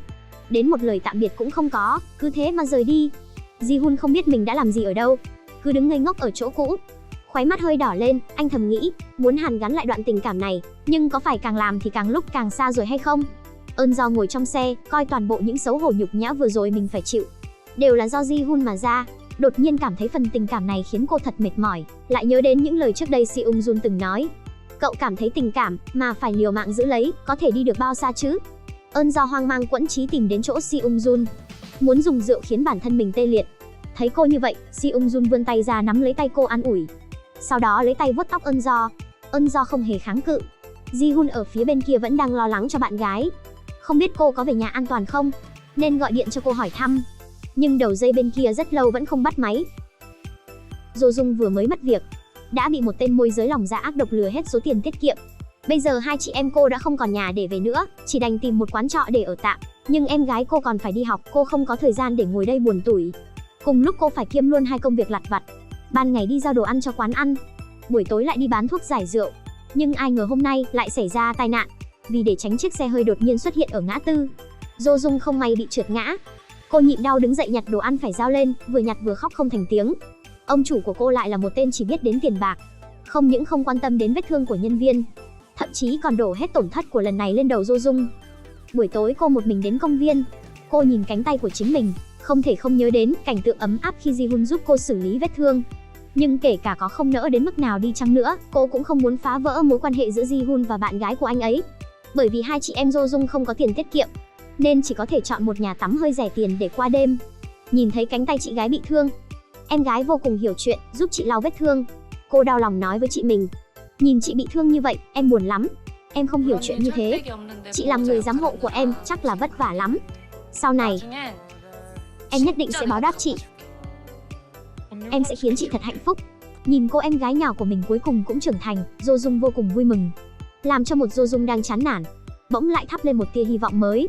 Nhưng ai ngờ ngày hôm sau, em gái cô chỉ để lại một mảnh giấy và đi mất, thậm chí còn đem hết số tiền còn lại của bọn họ theo. Nhìn ví tiền rỗng không, Jo Dung không thể chịu nổi nữa, ngồi gục dưới đất, bật khóc nức nở. Lúc này, mẹ của Ji-hun đột nhiên xuất hiện. Nhìn thấy Jo Dung đang ngồi bệt trên mặt đất, bà vội vàng chạy đến bên cạnh cô, đau lòng hỏi cô rốt cuộc đã xảy ra chuyện gì. Jo Dung không muốn làm bà phải lo lắng, lắc đầu bày tỏ bản thân không có chuyện gì. Nhưng nước mắt lại không chịu sự kiểm soát mà tuôn rơi. Nhìn Jo Dung tủi thân bật khóc như vậy, mẹ Ji-hun nhẹ nhàng ôm chặt cô. Sau đó, bà khuyên bảo Jo Dung, cháu chỉ là có một đứa em gái không hiểu chuyện mà thôi. Cháu nhìn cô mà xem, có tên chồng nuôi cả một đời, còn một thằng con trai suốt ngày hút máu mẹ nó nữa. Ghét nhất là cái thằng con ngốc nghếch này, bỏ một đống tiền ra mua mấy cái vé gì đó để đi xem cùng với bạn gái. Kết quả là người ta lại có việc làm uổng tiền của nó. Nhắc đến là lại tức mà. Kể cả bây giờ cô có đang ở trong lò nung, cũng chả thấy nóng nữa. Thật ra là có hơi nóng một chút. Cuối cùng Jo Dung cũng bị bà chọc cho bật cười. Buổi tối, Ji-hun trở về nhà, đang lúc ngủ say, đột nhiên nhìn thấy một người phụ nữ mặc đồ trắng trên cầu thang, lao đến trước mặt anh trong nháy mắt. Anh bị dọa sợ, co rúm thành một đống, nhưng khi cô gái đó để lộ ra khuôn mặt. Hả? Jo Dung. Lúc này, mẹ Ji-hun bị tiếng ồn của hai người làm cho tỉnh giấc. Bà nói với Ji-hun rằng bà đã thu nhận cô bé Jo Dung, đáng thương không còn nhà để về này, nhưng Ji-hun sợ bạn gái sẽ lại hiểu lầm nên kiên quyết phản đối chuyện này. Nói rằng có Jo Dung ở đây thì không có anh thì nhất quyết không được có Jo Dung. Con đi đi. Này, nghe thấy chưa, cô nhanh ra ngoài đi. Ra ngoài, nhanh đi ra ngoài đi. Không phải Jo Dung mà là con đấy cái thằng nhóc này. Mẹ à, ra khỏi đây nhanh đi. Nói xong bà bảo Jo Dung không cần để ý đến Ji-hun, cứ lên lầu ngủ đi. Ji-hun cũng chỉ đành quay lại cửa hàng tiện lợi ngủ lại một đêm. Ngày hôm sau, Ji-hun trở về nhà, chuẩn bị đi tắm, không ngờ vừa mở cửa lại đụng phải Jo Dung cũng vừa từ nhà tắm bước ra. Quần boxer, chỉ có quần boxer. Này, tại sao cô lại đi ra từ đó hả? Không đúng, sao anh lại cởi quần ra chứ? Bởi vì tôi muốn đi tắm đó. Tôi vừa mới tắm xong đó. Ji-hun hoàn toàn sụp đổ, trách móc Jo Dung tại sao có nhà mà lại không chịu về, cứ ở nhà anh không chịu đi là sao? Jo Dung không biết phải trả lời thế nào, ấm ức rời đi. Buổi tối, Ji-hun đến cửa hàng tiện lợi để thay ca, thì được chị gái kể cho những chuyện mà Jo Dung đã gặp phải. Thì ra, tất cả tiền tiết kiệm của Jo Dung đã bị bọn lừa đảo lừa đi hết rồi, nên mới được mẹ anh đưa về nhà cho ở nhờ. Ji-hun nghe xong vô cùng ngạc nhiên, chợt nhớ ra vừa rồi ở trên đường gặp phải Won Jung Chun, anh không kịp giải thích gì đã vội chạy về. Ji-hun vừa chạy vừa tự trách bản thân đã nói những lời lạnh lùng vô tình với Jo Dung, chẳng biết gì cả mà cứ đòi đuổi Jo Dung ra khỏi nhà. Còn ở một bên khác, Won Jung Chun đang lấy ra số tiền khổng lồ mình vừa mới lừa được, vội vàng chuẩn bị lái xe rời đi. Lúc anh vừa đến thì Jung Chun đã lái xe đi mất, may mắn đúng lúc này Jo Dung lại lái xe đến. Cứ như vậy, hai chiếc xe máy điện đuổi bắt nhau trong con ngõ nhỏ. Này, bám cho chắc vào. Này, đừng có mà ôm tôi. Này, cô làm như thế thì làm sao tôi lái được xe hả? Thế rốt cuộc anh muốn tôi phải bám chỗ nào? Ai ra tôi cũng không biết nữa, cứ bám chắc là được rồi. Không phải vì thích nên tôi mới ôm anh đâu, là do anh bảo tôi ôm nên tôi mới ôm anh đấy. Được rồi, tôi hiểu rồi, bám cho chắc một chút. Đến một cái bậc thang, Won Jung Chun dừng xe rồi chạy lên phía trên. Ji-hun cũng vội vàng bám theo phía sau. Ji-hun đã sắp tóm được đối phương rồi, nhưng Won Jung Chun chớp thời cơ chui tọt xuống cánh cửa đang đóng. Cánh cửa đã đóng sập xuống. Hai người cũng chỉ biết bất lực đứng nhìn. Jung Chun ông ta chạy đi mất mà chẳng làm được gì. Jo Dung sụp đổ, ngồi gục xuống đất. Ji-hun lúc này cũng không biết phải an ủi cô thế nào. Trên đường về nhà, nhìn bóng lưng Jo Dung như người mất hồn đi ở phía trước, Ji-hun âm thầm đưa ra quyết định. Anh tìm được 4 người đứng đầu mạng lưới tình báo vùng này. Trước nay 4 người này chưa từng khiến ai phải thất vọng cả. Chỉ trong vài phút đồng hồ họ đã tìm thấy một nơi ở khác của Won Jung Chun. Sau đó Ji-hun tới nơi ở của mục tiêu và bí mật ngồi quan sát, quyết 24 giờ không ngủ để bắt bằng được tên lừa đảo này. Nhưng ai mà ngờ được, đợi cả một ngày, thế nhưng lại đợi được Jo Dung. Ji-hun nhanh chóng gọi cô lại. Nhìn Ji-hun vì mình mà ngồi cả một ngày ở đây canh chừng. Jo Dung hỏi anh, tại sao anh cứ luôn tốt với tôi như vậy chứ? Như vậy sẽ khiến tôi hiểu lầm đấy. Nhưng Ji-hun lại nói, đó là do cô chưa nhìn thấy tôi thật sự đối tốt với ai bao giờ mà thôi. Nếu như tôi đã quyết tâm đối xử tốt với một ai đó, người đó nhất định sẽ bị tôi làm cho tan chảy. Tôi từng có biệt danh là cái lò đấy, bởi vì tôi vô cùng ấm áp. Bớt đi, làm gì có cái lò nào lại bị bạn gái từ chối chứ? Đến cả buổi biểu diễn hòa nhạc cũng bị người ta cho ra rìa rồi. Ji-hun không nói nên lời trong giây lát. Đúng lúc này, một loạt tiếng bước chân hoảng loạn làm gián đoạn cuộc trò chuyện của hai người. Một cặp đôi thấy không có ai xung quanh liền thể hiện tình yêu nồng cháy. Nhưng không biết ở trong góc nhỏ, đang có hai con người đang nhìn trộm bọn họ không dám phát ra tiếng động. Có thể hôn một cái không? Oppa à, trong miệng em có mùi rượu đấy. Không có gì hết, em thơm lắm. Anh muốn hôn một cái. Ngay vào lúc cả hai người họ lao vào hôn nhau mãnh liệt, thì điện thoại của Ji-hun đột nhiên kêu lên. Ai gu, không cần để ý đến bọn tôi đâu, cứ coi như bọn tôi không tồn tại, cứ thoải mái tiếp tục đi ha. Chúc hai người hạnh phúc, chúng ta đi thôi. Hai người nhân cơ hội này vội vã chạy khỏi cái chỗ xấu hổ này. Trên đường về nhà, Jo Dung nhận được cuộc gọi từ tổng bộ, bởi vì thành tích tiêu thụ số 1 khu vực nên tổng bộ sẽ trao cho cô một giải thưởng, đồng thời cũng thưởng cho cô một số tiền không nhỏ. Jo Dung nghe xong lập tức đồng ý. Ngày hôm sau, Jo Dung đến tổng bộ nhận giải thưởng. Vào lúc thang máy sắp đóng cửa thì cô lao lên phía trước, rồi từ từ mở cánh cửa thang máy vừa mới đóng lại. Trùng hợp là bạn gái của Ji-hun cũng đang ở bên trong này. Người ta thường nói tình địch gặp nhau ắt sẽ nảy lừa. Áp lực mãnh liệt chớp mắt lấp đầy thang máy. Ở nơi trao giải, Jo Dung nhìn giải thưởng là 2 tấm vé vào xem opera. Cô tò mò hỏi người trao giải, do Si Ung Jun. Cái này thật sự hay như trên TV nói sao? Si Ung Jun lập tức mưu mô trả lời. Lúc tôi đi xem cùng với Eun Jo, quả thực rất hay. Jo Dung nghe xong lập tức nhớ đến những lời mẹ Ji Hun từng nói. Cái thằng con trai ngu ngốc đó còn mua 2 cái vé, muốn đi xem opera với bạn gái nó đấy. Kết quả người ta có việc nên bùng kèo với nó rồi. Nghĩ tới đây, Jo Dung dường như đã hiểu ra điều gì đó. Cô nhanh chân đuổi theo Eun Jo đang định rời đi. Hỏi cô ta tại sao lại lừa dối Ji Hun. Eun Jo chỉ giải thích rằng chuyện gì xảy ra cũng có lý do của nó. Nhưng tôi cũng không cần phải giải thích với một người ngoài như cô đâu nhỉ. Không sai, tôi thích Ji Hun đấy. Cô nói chỉ cần tôi rời đi, giữa hai người sẽ không còn vấn đề gì nữa. Lúc đó tôi còn tin những lời cô nói là đúng. Nhưng cho dù nhìn thế nào, tôi cũng cảm thấy hình như cô đã lừa tôi. Người đã đuổi tôi đi, đáng ra nên hiểu được cái tốt Ji Hun mới đúng. Như thế thì tôi mới không cảm thấy ấm ức. Cô Jo Dung, nếu như cô làm tổn thương Ji Hun, có thể tôi sẽ không nhịn được đâu. Nếu như không nhịn được thì cô định sẽ làm thế nào? Xin hỏi cô nghĩ tôi sẽ làm thế nào đây? Eun Jo sững người tại chỗ không nói nên lời. Đến cả cuộc họp của công ty, cô cũng không thể tập trung được. Trong đầu không ngừng nhớ đến người bạn trai luôn đặt cô lên vị trí hàng đầu kia, những lần ngọt ngào, những lần bất ngờ. Eun Jo không thể ngồi yên được nữa. Cô sợ đánh mất Ji Hun. Eun Jo muốn cứu vãn mối quan hệ sắp đổ vỡ này. Đúng vào lúc này, Si Ung Jun vội vàng đuổi theo, nắm lấy tay cô, muốn giữ cô ở lại, nhưng lại bị Eun Jo dứt khoát dứt tay ra. Đầu cũng không ngoảnh lại, cứ thế chạy ra khỏi cửa. Eun Jo bước nhanh đến cửa hàng tiện lợi của Ji Hun, nhưng phát hiện Ji Hun không có ở đây. Cô vừa định quay người đến nhà anh để tìm, mới đột nhiên nhớ ra, bản thân không biết nhà bạn trai mình ở đâu. Sau khi Jae Sik mô tả cẩn thận, Eun Jo rất nhanh đã tìm đến nhà của Ji Hun, còn tình cờ gặp được mẹ của Ji Hun. Bà nhiệt tình mời cô vào trong nhà ngồi chơi. Lúc này ở một bên khác, Ji Hun cũng nhận được tin nhắn từ mẹ, nói bạn gái đến nhà tìm anh. Ji Hun đọc xong tin nhắn, nhất thời không giữ nổi bình tĩnh. Anh chạy vội về nhà, không kịp nói lời nào đã kéo tay người yêu muốn đưa cô ra ngoài. Kết quả vẫn chậm mất một bước.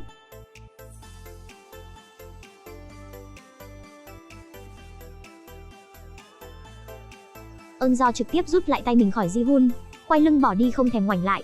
Cả một đoạn đường, Ji Hun không ngừng giải thích, nhưng Eun Jo hoàn toàn không chịu nghe, và nói mấy lời giải thích này của anh cô đã nghe chán rồi. Sau đó thất vọng lên taxi đi về. Ngày hôm sau, Ji Hun thấy Eun Jo vẫn không trả lời điện thoại, bất đắc dĩ, anh không còn cách nào khác là phải đích thân đến nhà Eun Jo để giải thích. Không ngờ bạn gái không hề có ở nhà. Người tiếp đón anh chính là mẹ vợ tương lai. Sao cậu không liên lạc với Eun Jo, mà phải trực tiếp đến nhà nó thế này? Thực ra, cháu với Eun Jo có xảy ra một chút hiểu lầm. Cháu đang cố gắng tìm cách giải thích với cô ấy. Nếu như bác đồng ý tin tưởng Eun Jo, hãy đợi cô ấy tự đưa ra quyết định đi ạ. Cháu sẽ rất biết ơn bác. Ý của cậu là bảo tôi đừng có nhúng tay vào ạ? Mẹ Eun Jo do dự một chút, nhưng ngoài mặt vẫn đồng ý với Ji Hun, nhưng đằng sau lại đang lên một kế hoạch khác. Bà sai thư ký tìm đến bố của Ji Hun và bỏ ra 3 triệu thuê ông về làm tài xế đặc biệt cho Eun Jo. Mỗi ngày chỉ cần đi đón Eun Jo đi làm về. Bà muốn bố của Ji Hun phải thua kém họ một bậc. Tiếp đó bà lại tìm đến mẹ của Ji Hun, nói mỗi tháng muốn mua bảo hiểm cao cấp trị giá 20 triệu. Mẹ của Ji Hun không thể tin được mà xác nhận lại. Nhận được câu trả lời khẳng định của đối phương, nhất thời hạnh phúc đến chân tay múa máy loạn xạ. Mẹ Eun Jo nhìn người phụ nữ trước mắt mình cứ như một tên hề vậy. Sau đó lại tiếp tục tán gẫu với mẹ của Ji Hun, nói rằng con gái Eun Jo của bà ta không chỉ là một sinh viên xuất sắc trở về từ nước ngoài, mà còn là giám đốc điều hành của một công ty lớn. Nhưng đứa con gái ưu tú như vậy lại đi hẹn hò với một tên con trai chẳng ra đâu với đâu cả. Học lực, gia đình, công việc đều không ra gì. Nghe xong, mẹ Ji Hun lập tức hùa theo phụ họa. Ai gu, sao cô gái tốt như vậy mà lại đi yêu đương với kiểu con trai kém như kia chứ? Phu nhân, bà nên ngăn con bé lại đi. Có lẽ bây giờ con bé đang bị tình yêu làm cho mờ mắt rồi, cho nên mới không nhìn rõ. Người đàn ông đó có thể chỉ do nhìn trúng năng lực con gái bà nên mới hẹn hò với con bé mà thôi. Người với người nên có cái gọi là môn đăng hộ đối, mới không xảy ra vấn đề gì. Bà đúng là người trong nghề đấy. Ai gu người trong nghề gì chứ? Người vật các loại, người chia thành các nhóm. Làm người thì phải biết an phận thủ thường. Sao lại có thể dựa vào gia đình nhà bạn gái để thay đổi số phận được chứ? Như vậy không có được. Thấy mẹ của Ji Hun đang chế giễu con trai của chính mình mà không biết gì, khỏi phải nói mẹ Eun Jo vui thế nào. Lập tức yêu cầu mẹ Ji Hun quay về chuẩn bị cho việc ký kết hợp đồng. Trên đường về nhà, mẹ Ji Hun vô cùng phấn khích. Tưởng tượng đến khoảnh khắc bản thân trở thành nữ hoàng bán hàng, liền không thể kiểm soát được biểu cảm trên mặt. Bà không thể kìm nổi niềm vui bán được hàng của mình. Về đến nhà, gia đình hạnh phúc nay càng nhân đôi hạnh phúc. Mẹ Ji Hun cảm thán hôm nay mới gặp được quý nhân giúp đỡ. Chỉ có mỗi Ji Hun là không vui vì chuyện bạn gái của mình, nhưng họ vẫn chưa biết, thực tế tất cả những điều này đều là những thủ đoạn mà mẹ Eun Jo sử dụng để làm bẽ mặt Ji Hun. Eun Do đề nghị chia tay Ji-hun vào đúng ngày kỷ niệm 3 năm hai người yêu nhau, đồng thời bẻ đôi miếng mì tôm, ám chỉ rằng mối quan hệ giữa hai người họ đã bị tan vỡ, không thể lành lại được nữa. Ji-hun cố gắng hết sức níu giữ cô lại nhưng tất cả đều vô ích, chỉ có thể trơ mắt nhìn bạn gái mình lên xe của một người đàn ông khác rồi rời đi. Trên xe, Do Si-eung-jun nhìn Eun Do mặt đầy nước mắt bèn đưa tay ra an ủi cô, còn đưa cô đến bữa tiệc rượu đã chuẩn bị từ trước, để chào đón cô trở lại cuộc sống giàu sang của một phú bà đơn thân. Ngày hôm sau, Eun Do được thăng chức thành giám đốc công ty, thân phận cổ đông vàng trong công ty của cô cũng được công khai. Ai mà ngờ được một trưởng nhóm vô danh lại là con gái bảo bối của cổ đông lớn nhất công ty chứ. Ngay khi tin tức vừa được truyền đi, công ty liền náo loạn một trận. Một bên khác, Ji-hun cũng từ miệng của một đồng nghiệp cũ mà biết được thân phận thực sự của Eun Do. Trong nhất thời, anh không thể nào tin nổi, người bạn gái 3 năm của anh lại có thể giấu anh ấy kỹ như thế. Nhớ lại Eun Do đã từng nói phải thành thật với nhau, giữa những người yêu nhau không nên có điều gì giấu nhau. Ji-hun không thể ngồi yên nữa. Anh chạy đi tìm Eun Do để hỏi lý do. Tại sao em không nói với anh? Em là con gái của một trong hai cổ đông lớn của công ty. Hay là em sợ nói với anh rồi, anh sẽ sử dụng quan hệ của em để được thăng chức, hoặc em sợ rằng mối quan hệ của chúng ta sẽ trở nên khác đi. Nhưng không ngờ rằng Eun Do lại đáp trả. Rõ ràng là anh và cô sinh viên vừa học vừa làm đó mập mờ với nhau. Lừa dối tôi, bây giờ lại đổ lỗi cho tôi. Ji-hun hỏi vặn lại, em thậm chí không cho anh cơ hội để giải thích, đã đưa ra kết luận. Ngay khi hai người cãi nhau, mẹ của Eun Do bất ngờ về nhà. Nhưng làm Ji-hun ngạc nhiên hơn là anh ấy nhìn thấy bố mình đang xách giày cao gót cho người khác một cách thấp hèn. Lúc này, Ji-hun cuối cùng đã hiểu công việc mới mà bố nói, đó là làm tài xế riêng cho gia đình Eun Do. Người cha cũng từ từ lấy lại tinh thần sau cú sốc. Ông ấy cố gắng che giấu sự bối rối của mình bằng tiếng cười, sau đó vội vàng rời khỏi đó. Tuy nhiên, tất cả điều này bị người mẹ cách đó không xa đến đây để ký hợp đồng nhìn thấy. Điều này cũng làm cho bà ấy hiểu, hóa ra công việc của chồng và chứng nhận bảo hiểm mà mình đã ký trước đó, tất cả đều là tính toán của mẹ Eun Do. Đối mặt với việc gia đình bị sỉ nhục, Ji-hun cuối cùng không thể chịu nổi. Cô muốn trêu đùa hay mắng mỏ tôi đều được, nhưng cô không thể lôi gia đình tôi ra làm trò đùa. Chưa kể, cô không cần phải dùng cách này để nhấn mạnh thân phận thấp kém của chúng tôi. Nói xong, Ji-hun buồn bã bỏ đi. Sau đó bác gái đến nhà của Eun Do để so sánh các chính sách bảo hiểm khổng lồ. Bà ấy vẫn lựa chọn đứng về phía con trai mình. Tôi biết ngài xem con gái của mình là bảo bối, thì chàng trai kia cũng là con trai bảo bối của một gia đình nào đó. Nếu như bọn họ không hợp nhau, chỉ cần chia tay là được rồi. Còn ai cao quý hơn, ai thấp kém hơn? Tôi nghĩ so sánh như vậy là không phù hợp. Giống như cái này là hợp đồng bảo hiểm trị giá 10 triệu. Cái này thì sao? Là một hợp đồng dưới 100.000.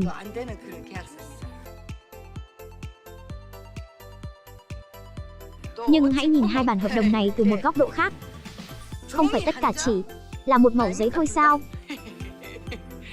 Bên này, ngồi trong xe, người cha nhớ lại biểu cảm đau thương của con trai, kiên quyết bỏ lại chìa khóa xe và nghỉ việc.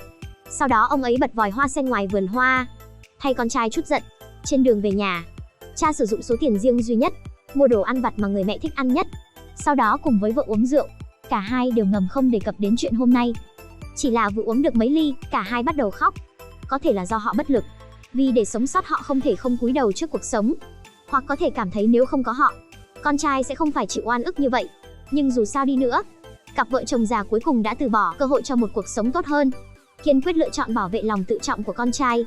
Người đàn ông này sau khi thất tình liền đi đến bờ biển. Những cảm xúc ngổn ngang khiến anh ấy khóc không thành tiếng. Vào lúc này, người vẫn luôn yêu thầm anh ấy, Jo Dung xuất hiện. Ji-hun cứ nghĩ mình bị ảo giác. Đợi Jo Dung ngồi xuống, anh ấy dùng tay trực tiếp véo vào mặt Jo Dung, không ngừng xoa mặt cô ấy, đồng thời miệng cũng không ngừng lẩm bẩm giống như thật vậy, cho đến khi Jo Dung không chịu được nữa. Này cô, mặt của tôi sắp bị anh nhào nát rồi đấy. Ji-hun lúc này mới nhận ra rằng đó không phải là ảo giác. Rồi anh bắt đầu giãi bày nỗi niềm trong lòng trong men rượu. Nói một hồi sau đó anh ấy khóc như một đứa trẻ. Điều này khiến Jo Dung ngồi bên cạnh rất đau lòng. Cứ thế sau vài chai rượu, Ji-hun say đến mức ngã xuống bãi biển. Jo Dung không còn lựa chọn nào khác ngoài mang anh ta trở về. Nhìn Ji-hun đang ngủ say, Jo Dung không thể không nói về bí mật ẩn giấu trong trái tim mình. Cách đây 10 năm, một lần tình cờ, Ji-hun không quản thân mình mà cứu một cô bé. Và cô bé đó chính là Jo Dung.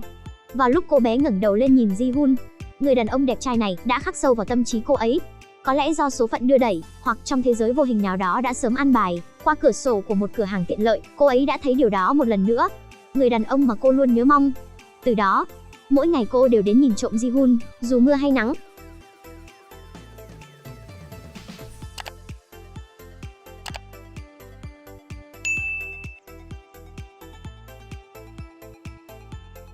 cho đến nhìn thấy thông tin tuyển dụng trên cửa của cửa hàng. Do Dung cuối cùng cũng tìm được cơ hội tiếp xúc với Ji-hun. Nói đến đây, Do Dung nở nụ cười mãn nguyện và chuẩn bị rời đi. Nhưng ai biết lúc này,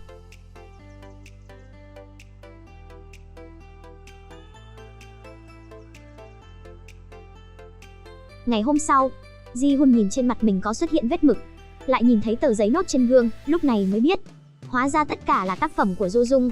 Ji-hun tức giận chạy đến cửa hàng, hỏi Do Dung cách tẩy vết mực, nhưng ai biết được giây tiếp theo, hai người như một đôi tình nhân, náo loạn một hồi trong cửa hàng tiện lợi. Ji-hun cũng hoàn toàn bước ra khỏi cuộc tình vừa tan vỡ. Ji-hun đổi màn hình nền từ bạn gái cũ trở lại như ban đầu. Do Dung thấy vậy có chút lo lắng liền hỏi Ji-hun, có phải vì cô ấy mà hai người họ mới chia tay không? Ji-hun ngay lập tức phủ nhận, còn chế nhạo cô ấy quá tự tin rồi. Do Dung lúc này mới thở phào nhẹ nhõm. Buổi tối, để chào mừng Do Dung trở lại làm việc trong cửa hàng tiện lợi, Ji-hun đặc biệt làm bộ đồng phục mới. Nhưng Do Dung ngay lập tức như biến thành một người thấu hiểu hết mọi chuyện. Cửa hàng trưởng, thì ra anh muốn mặc đồ đôi với tôi. Ôi thật là, đây là lần đầu tiên tôi mặc đồ đôi đó. Vậy mà lại mặc với anh. Đồng phục. Ji-hun giải thích rằng đó chỉ là đồng phục, và bảo Do Dung đừng suy nghĩ nhiều. Nhưng Do Dung hoàn toàn không tin vào điều đó. Không đời nào, đây chắc là quần áo đôi rồi. Tại sao anh đối xử tốt với tôi vậy? Vì tôi muốn cô làm việc chăm chỉ hơn. Tuân lệnh. Ji-hun nhìn chằm chằm mấy giây, sau đó chỉnh sửa lại các động tác của Do Dung, và nói rằng không phải ai cũng có thể hưởng thụ sự chỉ bảo của tôi đâu. Do Dung ngay lập tức phản ứng lại, sau đó hỏi Ji-hun, tại sao anh lại đối xử đặc biệt với tôi như vậy?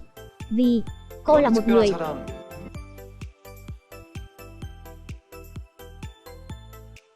Vì cô là nhân viên đặc biệt. Sau này cứ chào như thế.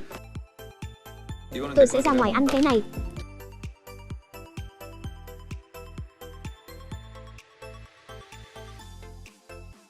Thật là, tôi là một người đặc biệt. Quần áo đôi. Cửa hàng trưởng, cái áo này, tôi rất thích, mặc rất đẹp. Nhưng mà mặc áo này nóng quá. Ji-hun nhìn những hành động dễ thương của Do Dung, không nhịn được mà bật cười. Nhưng vì lý do công việc nên anh ấy vẫn phải gặp lại bạn gái cũ. Một bầu không khí khó xử tràn ngập khắp cửa hàng. Do Dung không muốn làm phiền hai người nói chuyện, nên lấy cớ sắp xếp hàng để đi chỗ khác. Eun Jo cũng tận dụng cơ hội để nói mục đích của việc mình đến đây. Hóa ra trụ sở chính muốn mượn cửa hàng tiện lợi để quay video quảng cáo. Do đó, cần phải có sự đồng ý của Ji-hun.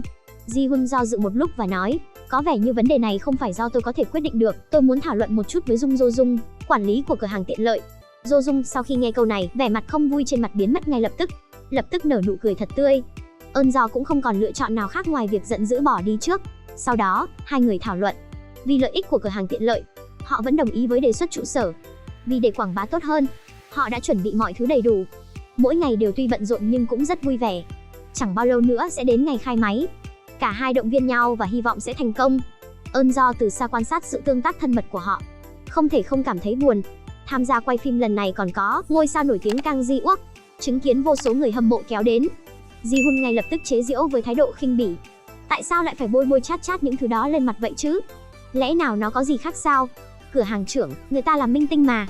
Sau khi nghe điều này, Ji-hun cảm thấy không phục liền chạy đến nhà kho. Lạ thật, bôi lên xong sẽ khác à? Như thế này. Trời ơi, nó cũng như vậy thôi mà. Hãy nhìn xem sự lợi hại của tôi. Sự tự tin của Ji-hun bùng nổ với mong muốn giành chiến thắng. Quá trình quay bắt đầu, người hâm mộ trò chuyện không ngừng xung quanh Ji-wook, bỏ Ji-hun đang rất tự tin sang một bên. Cuối cùng, vì muốn chụp ảnh với Ji-wook mà trong tích tắc đã đi hết. Ji-hun chỉ có thể đứng đó trong sự xấu hổ. Ngôi sao mới phía sau nhìn thấy sự bối rối của anh ấy và nói đùa. Cửa hàng trưởng, anh đã trang điểm à? Không, anh trang điểm đẹp như thế là muốn để ai xem thế? Tôi vốn dĩ đã đẹp rồi, được không? Dễ thương thật. Ở phía bên kia, Ji-hun lại đến nhà kho, lấy khăn giấy để lau mặt. Lẽ nào cái này là do ánh đèn quá mờ? Cảnh quay kết thúc. Bởi vì sự tham gia của Ji-wook, đoạn video tuyên truyền nhận được phản ứng rất tốt. Một nhân viên mập mạp trong công ty cảm thấy rất vui vẻ, nghĩ gì nói ấy, đã vô tình tiết lộ bí mật từ chức của Ji-hun. Lẽ ra anh ấy nên ở lại công ty. Sao anh ấy có thể đẹp trai thế chứ? Lúc rời đi vui vẻ, sao đi rời đi vẫn vui vẻ như thế? Thật là đẹp trai quá. Ân Do sau khi nghe nó dường như hiểu ra điều gì đó. Đem theo nghi ngờ cô ấy gọi anh nhân viên kia đến văn phòng, hỏi những gì anh ấy vừa nói là ý gì.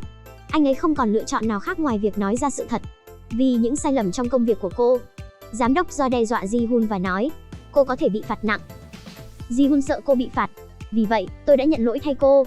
Sau khi biết sự thật, Ân Do cảm thấy hối hận vô cùng.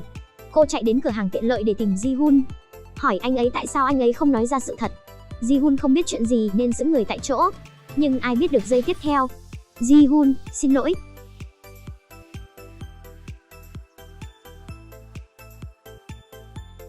Em sẽ để mọi thứ quay lại như ban đầu. Ji-hun kinh ngạc trong vài giây, sau đó đẩy Ân Do ra. Vì cuối cùng anh cũng đã buông tay. Anh từng nghĩ mình không thể buông bỏ tình cảm. Anh cũng nói mình không muốn vướng vào quá khứ nữa. Những việc đó đã qua rồi. Em cũng không cần phải cảm thấy bận tâm về những điều đó nữa. Gương vỡ khó lành. Chúng ta cũng không thể quay lại được nữa. Với lại, giám đốc Jo Ân Do, mong em sau này nếu không có gì quan trọng, chúng ta đừng gặp nhau riêng nữa. Ân Do nghe xong liền rơi những giọt nước mắt hối hận. Cô ấy biết anh đã không còn là người đàn ông luôn luôn ở bên cạnh cô nữa. Và chính cô ấy đã đánh mất người mà trong mắt chỉ có cô ấy. Trở lại cửa hàng tiện lợi, Ji-hun đang tìm chủ đề và muốn trò chuyện với Jo Dung, nhưng phát hiện trên mặt đối phương tràn đầy sự lạnh lùng. Nói không được mấy câu liền lấy lý do không khỏe, mặt không có biểu cảm gì mà rời đi. Jo Dung về đến nhà càng nghĩ càng thấy tức giận, liền ném túi xách vào tường. Thực sự là mặt dày mà. Đã chia tay, tại sao cô ta vẫn ôm anh ấy? Còn nói muốn quay lại với nhau, điên thật mà. Tức chết mất. Mà Ân Do cũng không từ bỏ. Tại bữa tối cùng lãnh đạo cấp cao của công ty, cô ấy đề nghị để Ji-hun làm đại diện cho cửa hàng nhượng quyền. Trở lại công ty, được Ân Do hết sức thuyết phục. Chủ tịch gật đầu đồng ý. Ân Do vội vàng báo tin vui cho Ji-hun, nhưng không ngờ lại bị đối phương từ chối. Và với lý do là sợ rằng Jo Dung sẽ hiểu lầm khi nhìn thấy hai người họ, và trực tiếp ra lệnh đuổi khách với Ân Do. Ân Do không còn lựa chọn nào khác ngoài việc rời đi trước. Không ngờ, cô quay lại và đến trước cửa nhà Ji-hun. Tôi thấy mẹ của Ji-hun trở lại. Cô ra khỏi xe và vội vã chạy đến. Nhưng rõ ràng mẹ Ji-hun không thích cô ấy. Nhưng Ân Do không quan tâm điều đó. Đem tin tức bổ nhiệm Ji-hun về trụ sở chính, nói với bác gái. Mẹ của Ji-hun sau khi nghe tin này ngay lập tức trở nên có hứng thú. Cô nói đại diện cửa hàng nhượng quyền, có nghĩa là sẽ có lương hàng trăm triệu mỗi năm. Vâng, đó là lương cơ bản. Nghe nói rằng sẽ có mức lương hàng năm cao như vậy. Mẹ Ji-hun ngay lập tức nói rằng sẽ khuyên con trai. Đúng lúc đó Jo Dung đi ra, bác gái liền thay đổi thái độ ngay lập tức, giống như nhìn thấy con dâu của chính mình vậy. Đôi mắt tràn đầy sự yêu mến. Ân Do chỉ có thể đứng sang một bên mà ghen tị. Chờ bác gái rời đi, hai người nhìn thẳng vào mắt nhau như muốn tóe lửa. Đừng nghĩ đến việc quay trở lại với cửa hàng trưởng của tôi. Tôi sẽ dùng hành động để gây ấn tượng với anh ấy. Hãy chờ mà xem. Tôi sẽ không cho cô cơ hội đó.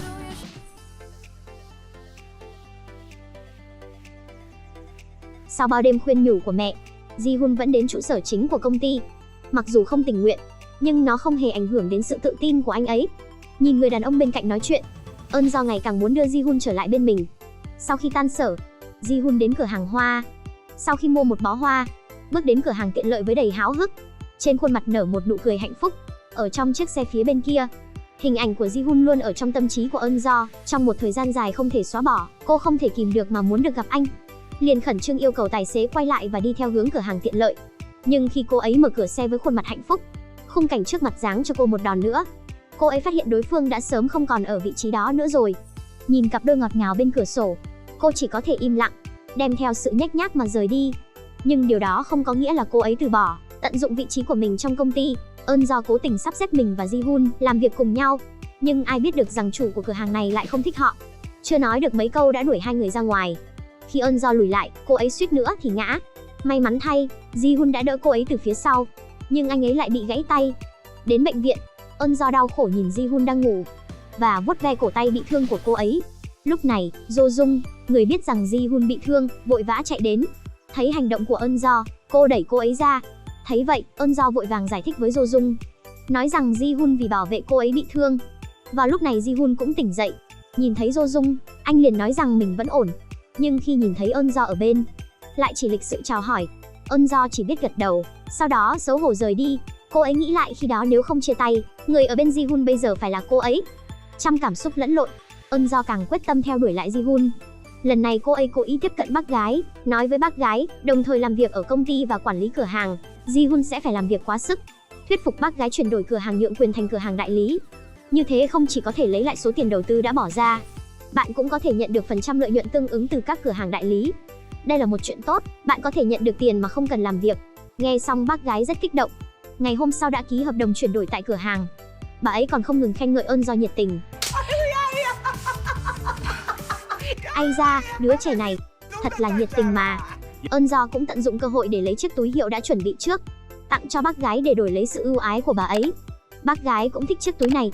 Sau khi nhìn thấy cái túi, bà bắt đầu cười đến mang tai. Nhìn món quà đắt tiền Ơn Do tặng bác gái, Do Dung cảm thấy hơi thấp kém một cách khó hiểu, rồi đứng dậy lặng lẽ bước đi. Không nghĩ rằng Ơn Do sẽ theo cô ấy. Nói bóng nói gió nhạo báng Do Dung. Tôi muốn nói lời cảm ơn với cô, vì tôi đã quá quen với sự giàu sang. Tôi đã quên giá trị của Ji-hun. Nhưng cảm ơn cô, tôi mới có thể nhận ra anh ấy tốt như thế nào. Chẳng phải đã quá muộn để cô nhận ra sao? Chuyện này phải thử mới biết được. Nói xong, cô ấy bỏ đi mà không ngoảnh lại. Lúc đến công ty, cô ấy đã tìm anh nhân viên mập mạp lúc trước và điều anh ấy xuống làm quản lý. Nói một cách đe dọa: hãy coi đây là một cơ hội để tôi tin tưởng anh hơn. Hãy cho tôi biết phải làm gì. Khi anh đến cửa hàng làm việc thì hãy đuổi Do Dung ra khỏi cửa hàng tiện lợi. Tôi sẽ chuyển bạn về trụ sở ngay lập tức. Hiểu rồi. Tôi nhất định không để ngài thất vọng. Ngày hôm sau, Do Dung đến cửa hàng tiện lợi để làm việc như thường lệ. Lại phát hiện có người đem món quà mà quản lý tặng cô ấy đem ra ngoài. Cô vội chạy tới hỏi tại sao, nhưng lại bị đối phương nói rằng anh ta là quản lý cửa hàng mới và đưa lý do nhà kho không được chứa đồ lặt vặt, nên muốn đem bàn học của cô ấy vứt đi. Cô gái ở bên cạnh ỷ vào việc mình đã từng học qua một vài chiêu võ thuật, đưa tay ra muốn giáng cho Do Dung một đòn. Nhưng không ai biết được một pha liên tục đã qua, nhưng Do Dung mặt vẫn không biến sắc, cho đến khi Do Dung cũng bắt đầu dùng lực của mình. Hãy sử dụng sức lực này để mà làm việc. Nói xong cô hùng hổ bước đi, nhưng hai người kia vẫn không thôi làm khó. Lợi dụng chức vụ của mình, anh béo thậm chí còn yêu cầu Do Dung đem tất cả các mặt hàng trong cửa hàng bày ra. Do Dung cũng nhận ra là đối phương đang làm khó, nhưng không muốn gây thêm rắc rối cho quản lý. Cô ấy nhịn cơn tức lại mà theo yêu cầu sắp xếp lại hàng hóa. Mọi chuyện xong xuôi, cô mệt mỏi ngã người ra sofa, nhìn nhà kho trước mặt. Cô nhớ lại những mảnh vụn của quá khứ.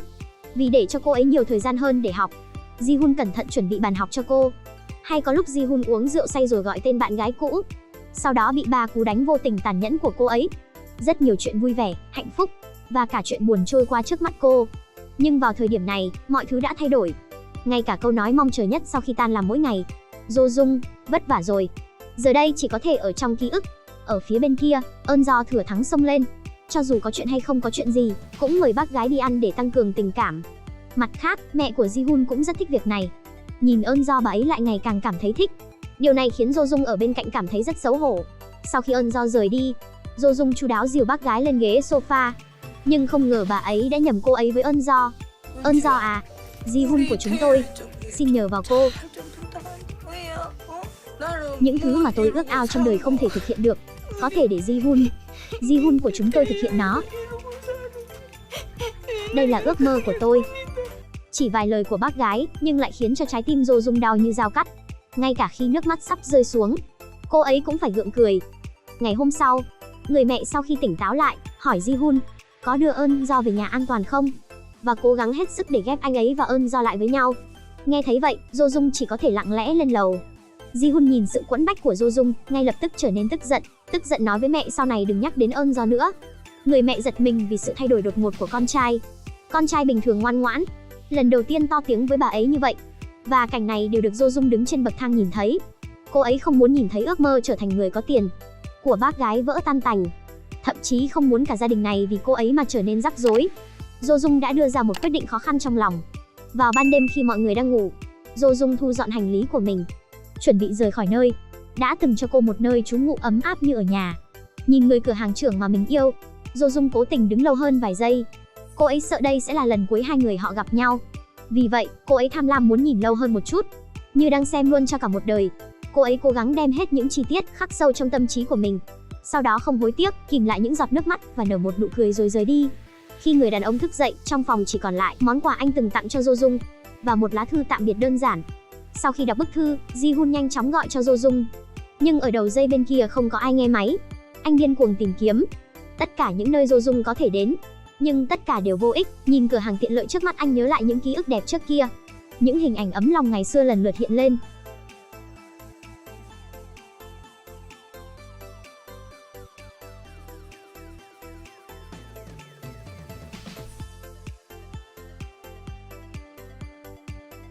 Lúc này Do Dung, để thoát khỏi nỗi buồn sau khi rời khỏi cửa hàng tiện lợi càng sớm càng tốt, cô đến một nông trại hẻo lánh, làm công việc yêu thích của cô ấy là trồng hoa. Do Dung đã chuẩn bị tan làm, thì tình cờ thấy con trai của ông chủ đang bị một nhóm xã hội đen tống tiền. Do Dung tặng mấy bạn nhỏ chưa vào đời một tiết học về ứng dụng và thực hành lực học. Nhưng ai biết rằng thằng nhóc này vậy mà học được cách đe dọa, nói rằng ngày mai sẽ đưa anh trai của mình đến. Con trai ông chủ ở bên cạnh nghe thấy, lập tức trở nên kinh sợ. Chị có biết anh trai của nó là ai không? Không ai trong chúng tôi dám gây rối với họ. Chị muốn tôi sau này phải làm sao đây? Đàn anh! Do Dung đứng đó trong bất lực. Lẽ nào cô ấy vì lòng tốt nhưng lại làm hỏng chuyện tiếp rồi? Ngày hôm sau, Do Dung tiếp tục làm việc trong vườn hoa, lại bị Dan Sik và Ge Umbi tình cờ bắt gặp. Họ là bạn thân nhất của Ji-hun. Dan Sik lập tức gọi điện thoại cho Ji-hun. Ji-hun sau nhận được tin, liền bỏ công việc, vội vã chạy đến vườn hoa. Anh ấy không muốn bỏ lỡ thêm một lần nữa. Cô gái luôn luôn một lòng vì anh ấy. Sau khi nhìn thấy Ji-hun, Do Dung sững sờ trong giây lát. Sau đó, hỏi Ji-hun với vẻ mặt không thể tin nổi. Sao anh tìm đến đây được? Cái gì mà làm sao? Em nghĩ em có thể tìm thấy anh, mà anh không thể tìm thấy em. Này, Do Dung, em và tôi sẽ không kết thúc ở đây, mà từ giờ sẽ bắt đầu. Do Dung tuy rằng rất cảm động nhưng vẫn lựa chọn bỏ chạy. Ji-hun vội vã đến ngăn cô ấy lại. Vào lúc này, tên côn đồ tối qua đưa anh trai đến. Thấy vậy, Ji-hun đứng chắn trước mặt Do Dung, nói rằng anh ấy muốn để Do Dung nhìn thấy con người khác của anh. Do Dung sau khi nghe xong cũng tràn đầy kỳ vọng. Không đợi khai chiến, Ji-hun đã dự đoán tất cả các hành động của đối thủ. Ngay khi anh ấy nghĩ rằng mọi thứ đã được kiểm soát,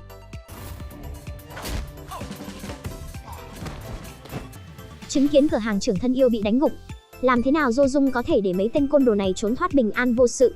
Cô xé chiếc khăn quấn quanh tay và chuẩn bị khai chiến. Tuy nhiên, bên kia rõ ràng vẫn chưa hiểu rõ tình hình hiện tại.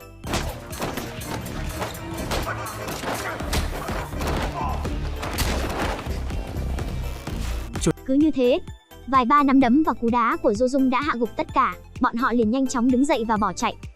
Lúc này, Ji-hun cũng tỉnh lại. Này, bọn họ đã đi đâu vậy? Em làm gì vậy? Bọn họ đã đi đâu vậy? Họ có vẻ sợ anh tống tiền nên đều bỏ chạy rồi. Sau đó, cả hai ngồi trong bồn hoa. Ji-hun nói rằng anh ấy sẽ không ép Do Dung quay lại với mình, bởi vì Do Dung đã đợi anh rất lâu. Vì vậy, lần này sẽ là anh đợi cô ấy. Nói xong, Ji-hun đứng dậy. Do Dung, đừng lo lắng. Anh sẽ đợi em quay lại. À, còn có một câu mà anh luôn muốn nói với em. Do Dung, anh rất thích em. Do Dung đứng yên ở đó, hạnh phúc như một đứa trẻ. Đêm hôm đó, cô ấy lấy điện thoại và nhìn vào tấm ảnh của cửa hàng trưởng rồi cười. Tự hỏi bản thân có nên quay trở lại bên Ji-hun không, để đợi người mình yêu quay về. Người đàn ông từ bỏ công việc giám đốc công ty. Đối mặt với sự níu giữ của bạn gái cũ, người đàn ông chỉ cười không đáp. Lúc này người phụ nữ cuối cùng cũng hiểu. Người đàn ông từng yêu cô ấy đến chết, đã bị chính mình làm mất rồi. Đêm đó Eun do lang thang rồi vào một quán ven đường. Cô ấy muốn rời khỏi nơi buồn bã này. Sau đó, cô ấy nói với mẹ rằng muốn ra nước ngoài để phát triển. Bất chấp sự phản đối mạnh mẽ của mẹ, cô ấy đã quyết định rồi.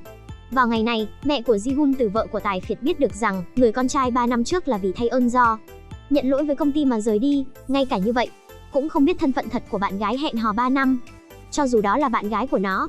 Vậy, nó tại sao không biết rằng Eun do là con gái của bà? Bởi vì Eun do nhà chúng tôi không nói. Khi nghe thấy điều này, bà ấy ngay lập tức nổi giận. Con trai mình đối xử với Eun do bằng sự chân thành, kết quả tất cả đều là lừa dối. Rõ ràng là bản thân không biết gì cả, chỉ tình cờ ghép con trai với Eun do. Vô hình đã tạo áp lực rất lớn cho con trai. Là một người mẹ, bà ấy cảm thấy rất xấu hổ về bản thân. Tôi đã nói rồi, xin đừng vì mình có tiền mà muốn người khác ngoan ngoãn nghe lời mình.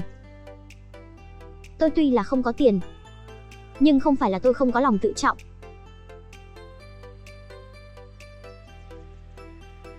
Đừng để cuộc sống của bà biến như thế này. Bác gái càng nói càng tức giận hơn, mạnh mẽ rút 20.000 và để hóa đơn thanh toán. Còn phần tiền còn lại để cho cô ấy như tiền tip. Quay trở lại nhà của bác trai, bác gái. Họ đang thưởng thức món quà mà Do Dung chọn cho họ. Sau khi nghĩ cẩn thận, Ji-hun vẫn nói với bố mẹ về việc Do Dung đã rời đi, nói rằng cô ấy vì để không trì hoãn tương lai của mình mà đã rời đi. Lúc đó mẹ Ji-hun mới nhận ra rằng mình đã nói điều không nên nói. Bà nhớ lại buổi tối hôm đó, Bà đã hết lời khen ngợi ơn gió trước mặt Jo Jung và Ji-hun. Những lời bản thân vô tình nói ra khi ấy đã làm tổn thương tới Jo Jung. Bà cảm thấy vô cùng sầu não vì hành động đó của mình. Ji-hun cũng hiểu được ý tốt của mẹ mình, tất cả những điều mà bà làm đều là vì muốn anh có được một cuộc sống tốt hơn so với hiện tại. Nhưng bản thân Ji-hun chỉ muốn có một cuộc sống giống như bố mẹ mình. Mặc dù hai người ngày nào cũng ồn ào cãi cọ, nhưng cả hai vẫn yêu thương, quan tâm đến nhau. Nếu như thiếu đi đối phương, cuộc sống trở nên vô nghĩa. Có lẽ đây mới chính là hạnh phúc thực sự. Mẹ Ji-hun xúc động rơi nước mắt trước câu nói của con trai. Không ngờ cuộc sống như thế này lại là điều con trai bà ngưỡng mộ. Sau khi Ji-hun rời đi, hai người đều không thể nhịn được nữa. Jongpyo à, cuộc đời của chúng ta kể ra cũng rất thành công đó. Đúng vậy, đúng là như vậy. Jongpyo à, sinh thêm mấy đứa nữa đi. Ji-hun nghỉ việc ở công ty và trở lại là cửa hàng trưởng của một cửa hàng tiện lợi như lúc trước, chỉ để đợi cô gái mà anh yêu. Còn bên kia, Jo Jung đang vui sướng nhảy cẫng lên, bởi vì cô nhận được tin rằng cô đã vượt qua kỳ thi tốt nghiệp. Sau đó lại nhận ra rằng giấy chứng nhận sẽ được gửi đến nhà của Ji-hun. Không còn cách nào khác, cô chỉ đành âm thầm trở về nhà Ji-hun vào ban đêm. Đúng lúc cô đang tìm giấy chứng nhận, thì bố mẹ của Ji-hun trở về. Jo Jung sợ bị phát hiện nên chạy vội vào một góc. Nhưng khi nghe tin Ji-hun đã từ bỏ vị trí người giám sát của công ty, cô lại không nhịn được mà kêu lên một tiếng, khiến bố mẹ Ji-hun bị dọa sợ một vố. Đúng lúc hai người đang nhức đầu không biết tìm cô ở đâu, không ngờ lại gặp được cô ngay cửa nhà mình. Cô, cháu xin lỗi. Cháu thực sự không nên rời đi. Cháu sai rồi. Có làm sao đâu chứ. Sai chỗ nào chứ, cháu hoàn toàn không sai. Ai gu, cháu mới là người không sai đó. Jo Jung nhà chúng ta, cuối cùng mẹ Ji-hun cũng nói lời xin lỗi với Jo Jung vì đã làm tổn thương cô. Ở cửa hàng tiện lợi, vì đợi Jo Jung, Ji-hun đã làm việc liên tục 3 ngày 3 đêm.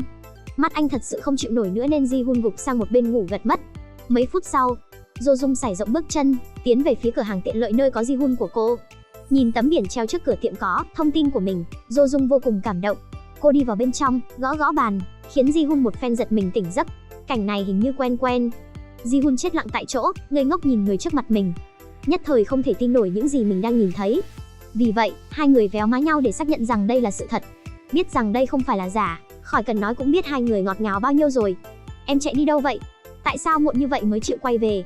Em có biết anh nhớ em biết bao nhiêu không hả? Em nhớ anh nhiều hơn mới đúng. Ngày nào trong đầu anh cũng chỉ toàn là em thôi đấy. Trong mắt anh tất cả những gì trong cửa hàng đều là gương mặt của em hết. Còn em ấy, mỗi bông hoa trong trang trại hoa trong mắt em cũng đều là mặt của anh hết. Cảm ơn em, Jo Jung. Thực sự cảm ơn em đã quay trở lại. Cửa hàng trưởng, cảm ơn anh đã đợi em. Về sau đừng có chạy lung tung nữa. Nhất định phải bám lấy anh, nghe rõ chưa?